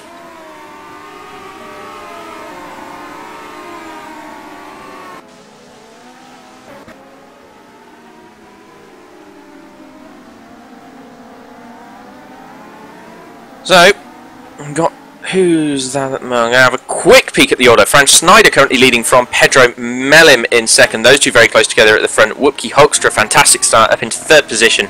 Westphal just behind, closing him down. Paul Josephs is currently in 5th, with McNaughton for Storm Racing in 6th. Another good start there from Adrian McNaughton. Behind him, believe it or not, Emmanuel Gaxella already up to 7th position, being followed by Mike Schroten, our 3rd position finisher from last time, with Gary Lennon and Jack Nichols just behind. It looks like Fiddix had an incident because he got past Schroten, and now he's moved back a few places. Who else we got up there? Another good starter, John Hicken, started from right the way at the back of the grid, currently up into 15th position, so he's in the points. Much better race this time out for him, as it is for Ben Hall as well, so both my guys still going around. That's a nice thing to see for once. Back up at the front, having a look at the fight, and we've got, that's going to be Kevin Westphal looking to make a move on Wilkie Hoekstra, coming towards turn 1, that's for 3rd and 4th. Westphal, is he going to be late enough on the brakes? Not quite. Hoekstra's going to hold the inside line for the following corner, keep hold of that 3rd position for a little bit longer, although I'd really suspect that Westphal is going to be able to make that move. He's definitely the quicker of the two drivers. Gaxella made his way around McNaughton. I say made his way. McNaughton most likely pulled over to let him through, those two being teammates. One of them leading the championship, one not so much.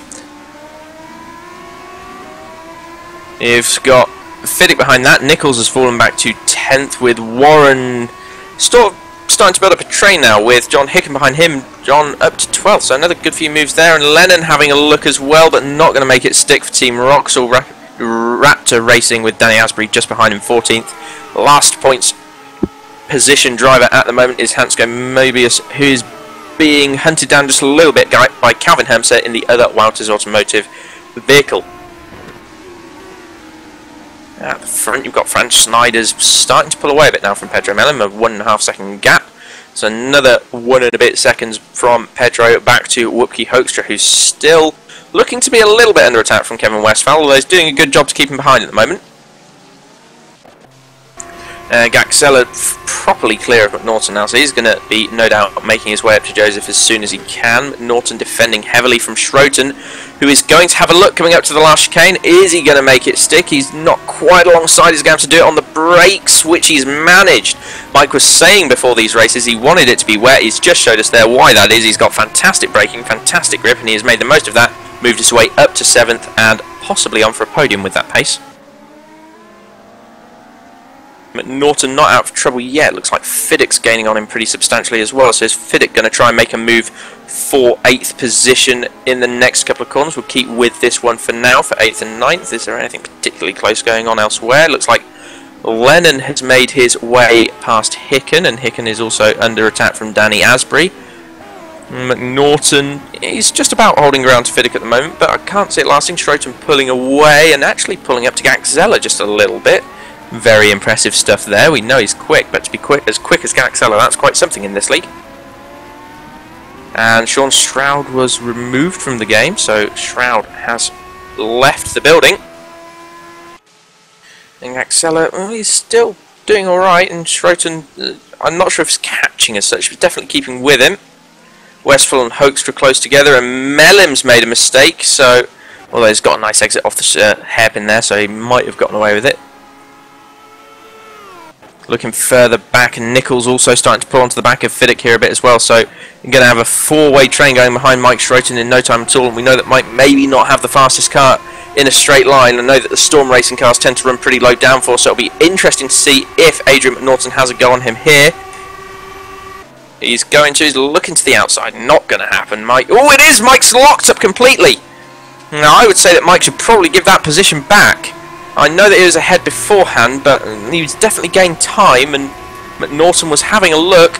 So is Mike going to... Well, you think he might lose the position into turn 1. No, he's going to hold on to the position for now. That'll be one for stewards to look at if it's an issue after the race, I think. Moving along, Fiddick tapped the rear end of Adrian McNaughton there as well, braking very, very late. Nichols just behind having a little wobble.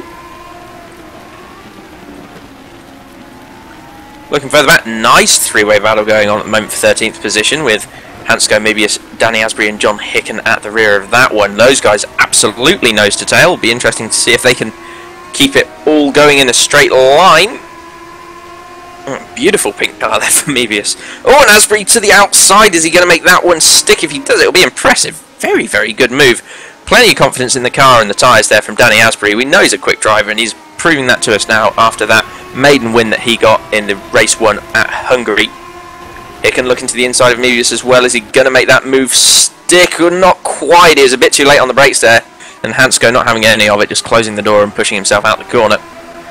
Still, he's got Hicken on his tail. Is Hicken going to have a look to the outside? Inside now it is. He just about managed to get that one done. Those two not giving each other much room. No love lost just there. Hicken maybe not the quickest in a straight line, so looking at that, will anything happen? Guys further forward, we've got a battle between Fiddick and McNaughton coming towards the final corner. Fiddick's going to make that one stick. Fantastic move. Fiddick up into 8th place, so now he's going to start hunting down McNaughton. Not McNaughton, Schroten rather. He's just got past McNaughton. Looking further back, and Mebius has managed to hold on from Hicken, so he got the move done going into the final chicane as well. Those two are surely going to be battling for the final couple of points for the whole of this race.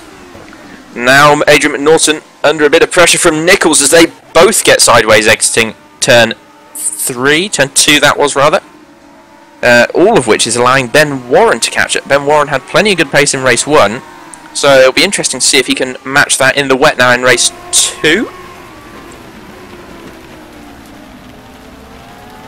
Further back, Hicken back through on Mebius, looking forward again, and really big lead starting to get pulled out here by Franz Schneider. We've not spoken about him for a while. That's just because he's romping off into the distance. 3.2 clear off Pedro Mellum at the moment, who is being ever so slightly closed down by Kevin Westphal, who's got the lapped car of Menno Klont in the way to deal with, and Menno seemingly defending, and don't really know why. He needs to get out of the way as quickly as he can. He's going to keep his foot in it. There we go. Is he moving over? I'm not sure. Yes, he is. So Hoekstra's been hustled back down to 4th, but has got a bit of a gap back to Joseph. And Joseph, on the other hand, does not have a bit of a gap back to Gaxella, who is pulling him in like I've not seen before. I'm expecting a move probably in the next few corners here from Gaxella on Joseph for 5th position, and if Gaxella can get himself a top 5 in race 2, he'll be matching just about the best he's managed to do with these second races so far this season. So Gaxella on for another absolutely massive points haul, as I'm pretty sure I saw Nichols have a bit of a run-in with the Wall of Champions in the background. And they've actually managed to get past McNaughton. McNaughton must have made a mistake because Warren is through as well, and he is going to be under pressure. It's gone off wide there, so he's not just under pressure, he has lost the position to Lennon as well. Lennon up to 11th, McNaughton maybe with some suspension damage or just tyre issues at the moment, falling all the way back to 12th, with Danny Asprey closing in fast, as Mebius also going off at turn 1. It's allowed John Hicken back through into 14th.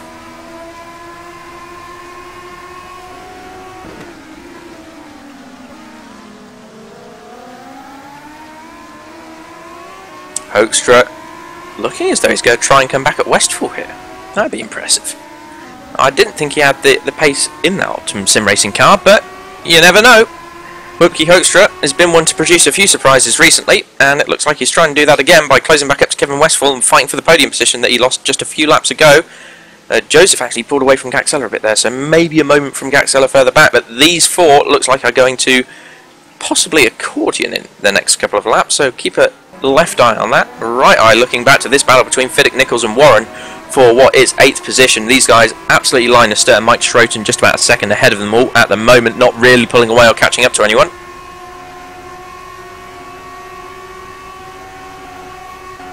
Further back, and it looks like Lennon has actually lost the position to McNaughton again, so McNaughton's pushed his way back up to 11th, sorted out the issues that he had at the start of the lap by getting back through on Lennon, but horrid exit there from the chicane is going to block Lennon just a little bit.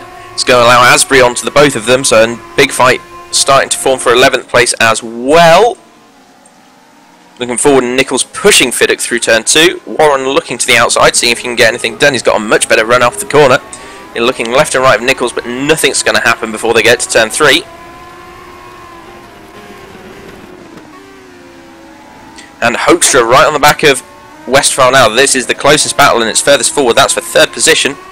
So Westphal going to have to start looking at his mirrors as Hoekstra seemingly finding a bit of pace. And he did say, I've got pace, and I was a second off in qualifying. He's very upset by that, and at the moment he's being able to show us where that pace was exactly. He's right on the back of Westphal now, literally nudging nose to tail. Bit of bump drafting, we saw that from GP3 the other year at Monza. Silly stuff. These guys getting ready to have a go at it themselves. Hoekstra looks to the inside, not this time quite, but is he going to be able to get a run coming up the back straight? It's taking it a bit tight there, and Westphal's actually pushed out wide, got a much better run A lot more momentum maintained there, and momentum a very important thing in cars that are a little underpowered like these things are. As we've got Warren and Nichols very close together at the moment, and there's Fiddick as well, so all three of those running line astern, coming up on some lap traffic, or rather Mike Schroten is at the moment, and that looks like Dimitri Siamanis for Squire. Very nice gentlemanly stuff they're getting right out of the way of these guys. And then beyond that, it's Menno Klont that they're all going to have to lap. Warren falling back a bit, but Nichols has got a run on Fiddick coming towards turn 1. Fiddick's going to defend. Oh, and Nichols just taps the back of him, getting a little bit impatient, but those two holding it together very well. Well, all catching back up to Schroten at the moment, so maybe the wet conditions not suiting Mike Schroten as much as he would have liked, as Fiddick and Nichols again getting very wobbly out of turn 1, allowing Warren back onto the back of them. So this battle for what is effectively 8th position and 7th if you count Mike Schroten into the mix, getting very, very tasty very quickly, and every time the two in the middle, that's Fiddick and Nichols, have moments, it allows Warren to have a look.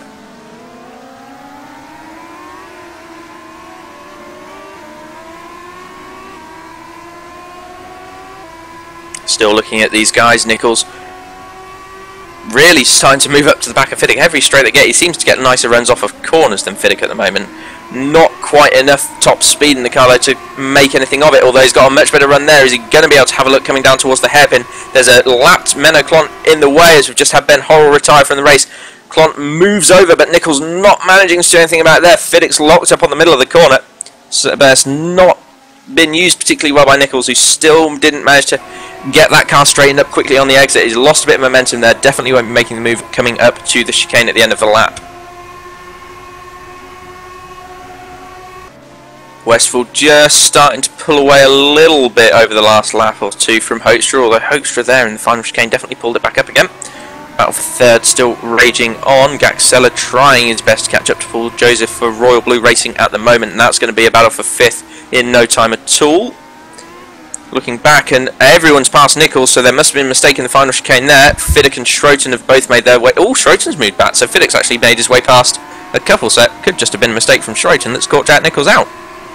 Warren's still at the back of that train though, so he didn't capitalise on anything that went wrong. He's just going to sit there and hope for another incident to occur, which it may well do. These guys looking very racy at the moment, with Fiddick leading the way. Our second place man from last time got 2 podium finishes there. That's 2nd, 3rd and 4th from last race, currently running in 7th, 8th and 9th. Further forward, yeah, Westfield's definitely starting to pull a gap on Hoekstra at the moment. And Gaxella actually just not catching Joseph as quickly as I expected him to, so I'll keep an eye on it. But maybe there's not going to be a battle forming there quite as soon as I expected, as Fiddick again looking as though he might romp off away from this battle and leave Schroten and Nichols to fight over the scraps. Although Schroten, has he got a run there? Not enough to have a look, but he definitely got a run off the corner coming towards the hairpin down at the bottom of the track. And so many differing lines on the exit of that hairpin. Some people pushing it right the way out to the wall to maintain momentum, and other people diamonding it and pinballing themselves as quickly as they can off of the corner to get a run up the straight. Both strategies work, but I'm pretty sure that the diamonding's just a little bit more effective. You get the grip in the rear tyres sooner in these wet conditions, so the guys running wide maybe want to consider a new tactic for that one. As Warren lost a bit of time in the background there, getting past Menno Klont, who's still hassling him for some reason or another.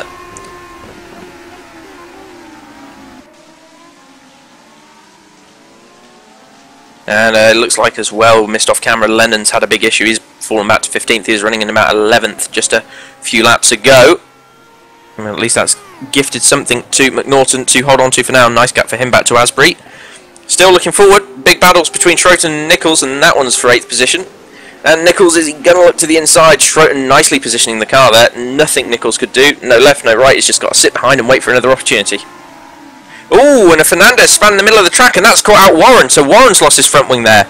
And lucky for Ben, Warren had absolutely nowhere to go, and that's going to leave him for McNaughton to have for breakfast. And I'd think this is only halfway point in the race, so Warren's going to have to pit and get a new nose put on that thing.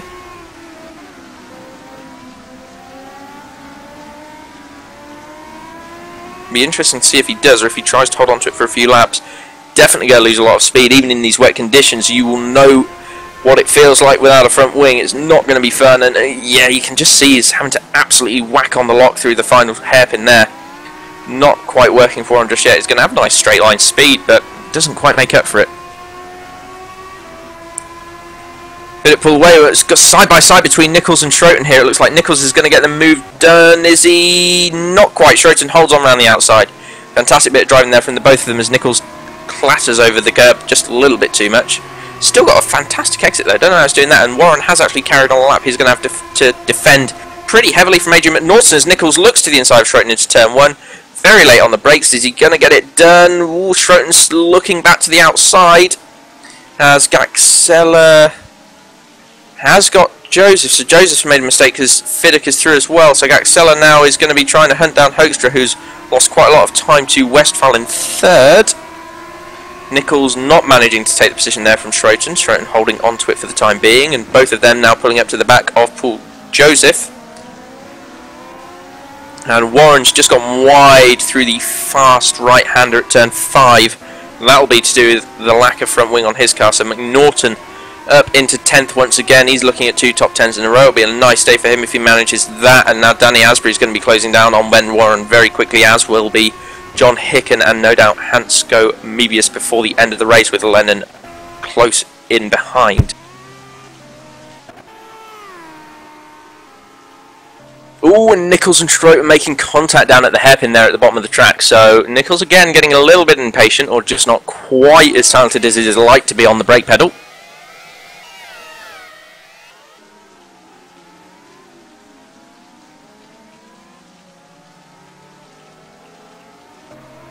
So, let's go have a look here, and ooh, Nichols looking to the inside. They're going to go too wide, are they? Not quite. Schroten has to hit the curb.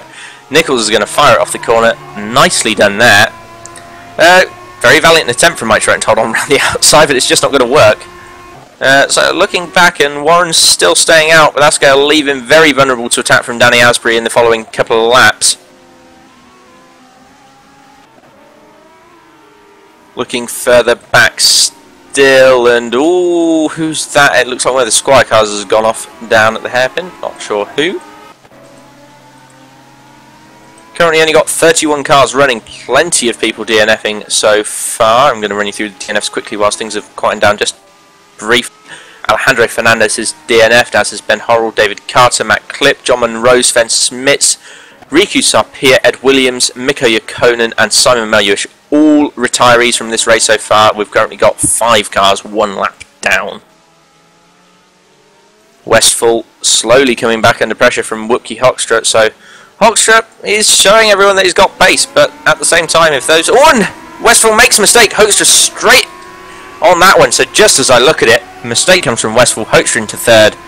Now slowed them both down a little bit, so they're going to have to keep their eyes open, because lurking behind them is the ever-ominous Emmanuel Gaxella of Storm Racing. And further back from that, it looks like is Paul Joseph trying to fight back at Fiddick. Not quite, not enough pace in it at the moment, but Fiddick, Joseph, Nichols and Schroten looking to start accordioning here, so may well get a battle for 6th position before this one is out as well.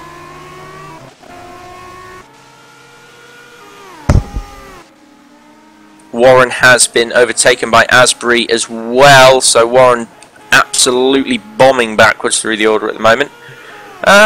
He might hold on to 13th, but I'm just thinking that Hicken, Mebius and Lennon are all just a bit close. I mean, there's a massive gap back from Lennon to Mike Bell, so he should be able to cling on to points in this one, but maybe not the position he's currently in.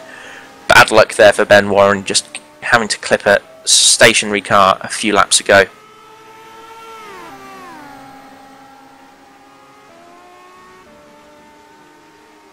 Looking back, and everyone really starting to spread out quite a lot at the moment, so not many battles. Although here's one, Mike Bell, Matt Richards for 16th and 17th, about to get things pretty frisky with each other, moving left and right. These guys, both aggressive drivers. And looks like Richards maybe just made a little mistake there through the corner. Oh, but he's coming back pretty damn quickly. So Richards with a fast looking car, and Herms is going to get involved as well. So this is the battle for the position just outside the points, 16th, 17th and maybe 18th if Hermser can keep himself involved. And closest battle on track at the moment is this one. All these guys separated by the same second, all 49 back from our current race leader, which is Franz Schneider, who has led from the start, doing a fantastic job, still pulling the gap wider and wider back to Pedro Mellem in second. It looks like Bell's managed to get the better of Richards for the time being, and yeah, Richards way too late on the brakes there, is not going to be able to make much of it, and yeah, Bell much better run off the final hairpin. And yeah, just everyone spreading out. It looks like Nichols might be starting to struggle with tyres, though he's not getting that car turned in as well as he'd like to. And Hoekstra's been wrestled back to 4th, so Westphal not sticking around, getting that position back. And not a bad idea, because whoever's in 4th, they're going to be the next guy on the hit list for Gaxella. Oh, and Franz Snyder's gone back to 2nd. Oh, and he's lost his front wing, so Pedro Melim now, effective race leader, and Snyder's going to be able to do nothing about that without his front wing. He's got a 6-second gap back to Westphal, but the guys behind aren't slow, so I'm wondering if maybe this is going to be game, set, match for Franz Snyder, and he is just going to have to settle for a position somewhere towards the rear end of the top 10. It depends how much time he loses over the coming laps. Asbury also starting to close down Adrian McNaughton at the moment. These guys doing a fantastic job. And Warren still circulating in 12th without his front wing and seemingly holding ground to John Hicken. So good job there from Ben Warren. Might actually hold on to this 12th. Snyder still reasonably close to Melim, and he's going to have a look here, but I imagine he's likely going to lock up his wheels if he tries to brake late without that front wing on. He didn't try and brake late, so he couldn't get the move done. Melim holding on to it, and you know, this is Pedro Melim. He doesn't let anyone pass without a fight, so I'd say that without that front wing, Franz Schneider's going to be pretty much out of this one. But he's got to try and cling on now. He's got to try and hold on to the back of Pedro Melim. They've both lost time to the guys behind, and they just cannot afford it. They need to hold that gap now if they want to hold on to their position. And there you see it's turn 5 does not work without a front wing, the fast right-hander, and Franz Schneider feeling the burn there, losing a second almost instantly to Pedro Melim. And with the likes of Westphal, Hoekstra and Gaxella all closing in at an alarming rate, really got to think Franz Schneider's in a dire situation at the moment as Pedro Melim really does start to pull the gap away and into the distance.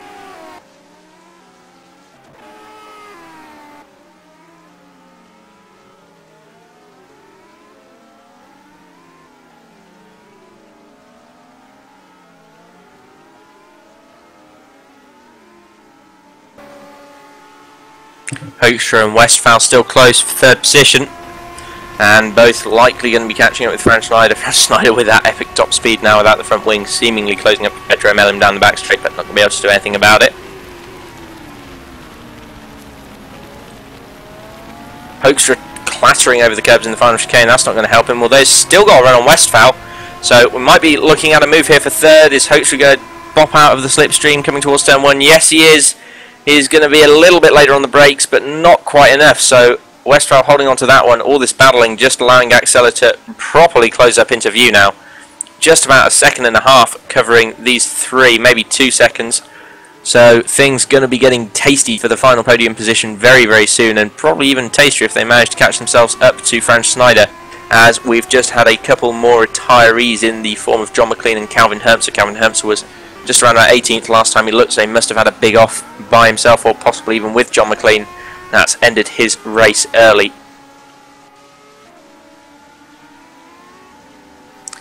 Pedro Melim coming up on a bit of traffic now, but he should be okay. And looking back, Westphal's pulled the gap, but now Hoekstra's under attack from Gaxella. So here's a battle for 4th. I can't imagine Hoekstra's going to hold on for long. Emmanuel Gaxella is an aggressive guy, he's a quick guy already. He's going to be looking to the inside of this corner, the outside of the final hairpin.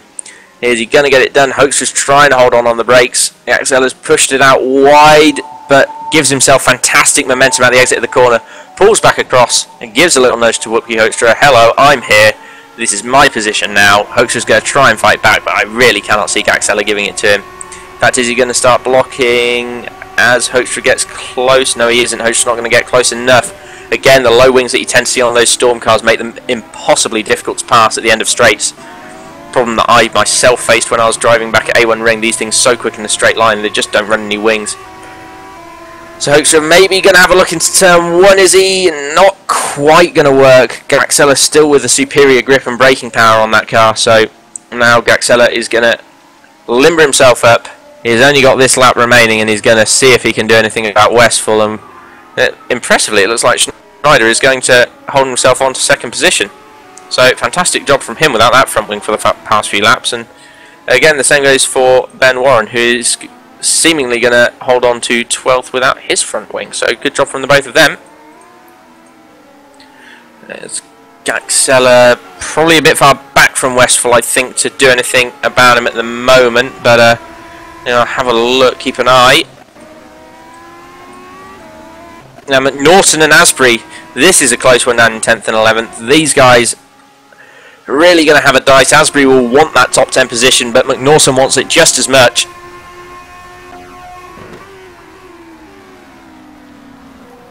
Still just sticking with these two. They're keeping station at the moment, and just going to flick back now as Pedro Mellin making his way down the back straight. He is our leader at the moment. He's going to be our leader through the final corner, and Pedro Mellin is going to take a victory for Simink in the race 2 here at round 7 of Formula Challenge in Montreal, Canada, in the pouring rain on those wet tyres. Fantastic drive there from Pedro Mellin. Comes home in first position. Franz Schneider's going to finish second, with Kevin Westphal coming home in a well-deserved third, with Emmanuel Gaxella fighting through to fourth. Hochscher's going to round out your top 5, with Fiddick coming home 6th, Joseph 7th. You're going to have Nichols come home in 8th, with Schroten coming home in 9th. Danny Asbury's going to... Yeah, Asbury's had McNaughton, so Asbury's going to hold on here for 10th position. Very close at the line, but Norton's going to get 11th. And is that... Yeah, Ben Warren's going to come home in a very, very tidy 12th position without his front wing. Klont's going to be a lap down behind him.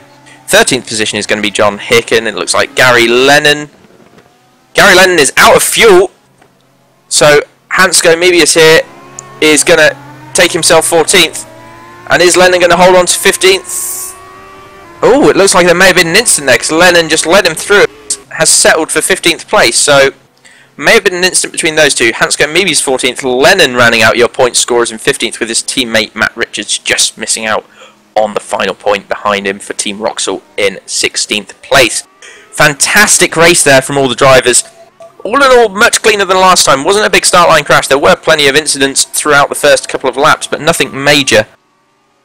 You've still got all the guys that were up there in race 1 have managed to get themselves top 10s again in race 2, really. So, good stuff, and fantastic drive from Manuel Gaxella, really bettering what he's managed in the past with the reverse grid races.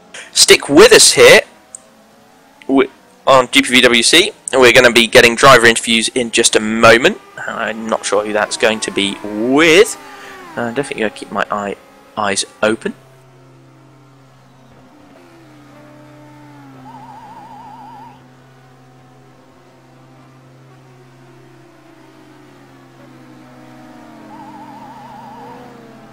So, fantastic race there. Not got my fellow Tom Park here anymore to discuss it. But, yep, lots of happy drivers in that one. A few drivers more upset as well. We saw a bit of a childish rage from Simon Meluish after an early incident. And also possibly another one from Sean Stroud, who got removed from the server, but that could well have been through a timeout. I didn't see that one myself. Anyway, we're going to kick off the interviews with one of the more important ones, and that's going to come from our Race 2 winner and Simink driver for today, Pedro Mellin. How was that for you, Pedro? Well, the second race obviously was quite good. Shame that Franz had a crash in the end, but races like that. First race was a hell, to be honest with you. Starting 38, and the field was over battling and crashing and whatever. I lost my front wing and could only manage, I think, 15th. But in the end of the day, it was quite a good result. Pedro, did you feel you would have been able to catch Franz if he hadn't have had his thing? Were you catching him before the incident? I was catching, but was quite hard. Eventually, I could have catch him, but I can tell you if I would really or not. It was possible, but it's hard in these conditions, running like this. Indeed. We saw actually, I seem to remember you starting fairly far back, so did you have issues in qualifying as well? Yeah, I got disconnected sometimes. I couldn't do one lap was a shame, because I think I could start a bit in front, but well, it happened. We can't go back, but it was two good races, two good results. I'm happy with that. Fantastic round for you there. Another guy joining us in the commentary box now is our 13th place finisher from race 2 and had an unfortunate DNF in race 1. John Hicken, how was that for you? Obviously a few nightmares in race 1, but race 2 looked a little bit better. It was okay. Race 1 was just an absolute nightmare. Things went from bad to worse for me. I was involved in the race 1 incident in race... not race 1. Well, the race 1 incident. The turn 1 incident in race 1. A bunch of people slowed down in front. I just got completely boxed in. Pitted for a wing. Got a drive-through. Did my drive-through. Got another drive-through. And then... my game started going crazy for some reason. It started pressing buttons by itself. So I was doing the pit menu, because I think I lost my front wing after clipping Ole. And what happened there? He was massively faster on the straights, and it was a complete misjudgment on my part. And I just called it quits because I ended up putting wet tyres on by accident. Race 2 went better. Fairly consistent. I enjoy driving in the wet. I enjoy driving in the wet a lot. The tyres really dropped off after about 9 laps or so. It was horrendous understeer. But I nursed it to 13th. Wasn't too bad really. Indeed, well, points do mean prizes, and every time you get a point, it just adds to how your championship ends up looking come the end of the day. Thank you very much for joining us in the box there, John. Good drive in race 2 and unlucky for race 1. Lots of people were. Also joining us now is our 2nd place man from race 1, and I believe our 7th place finisher for race 2. That's David Fiddock, who is the other Simink driver. Hello. Hello, David. How did you find round 7 today? Well, my favourite race so far. Performance was a lot better.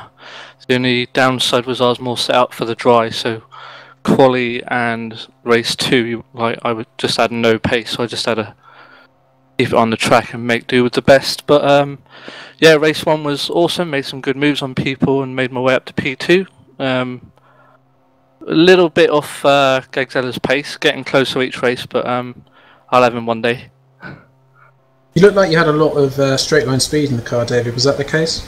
Yeah, it was like mainly set up for the dry, and once I got the poor quali and the server disconnected so we could edit our setup, I put lower wings on and just went for it. Very good.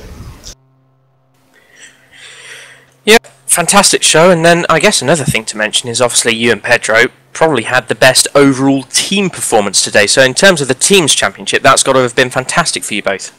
Yeah, that was a fantastic weekend. Yeah, not sure what happened in race 1, but race 2 obviously got a great win. Congratulations for that. And yeah, I made my way up to 6th, 7th, 6th, I think.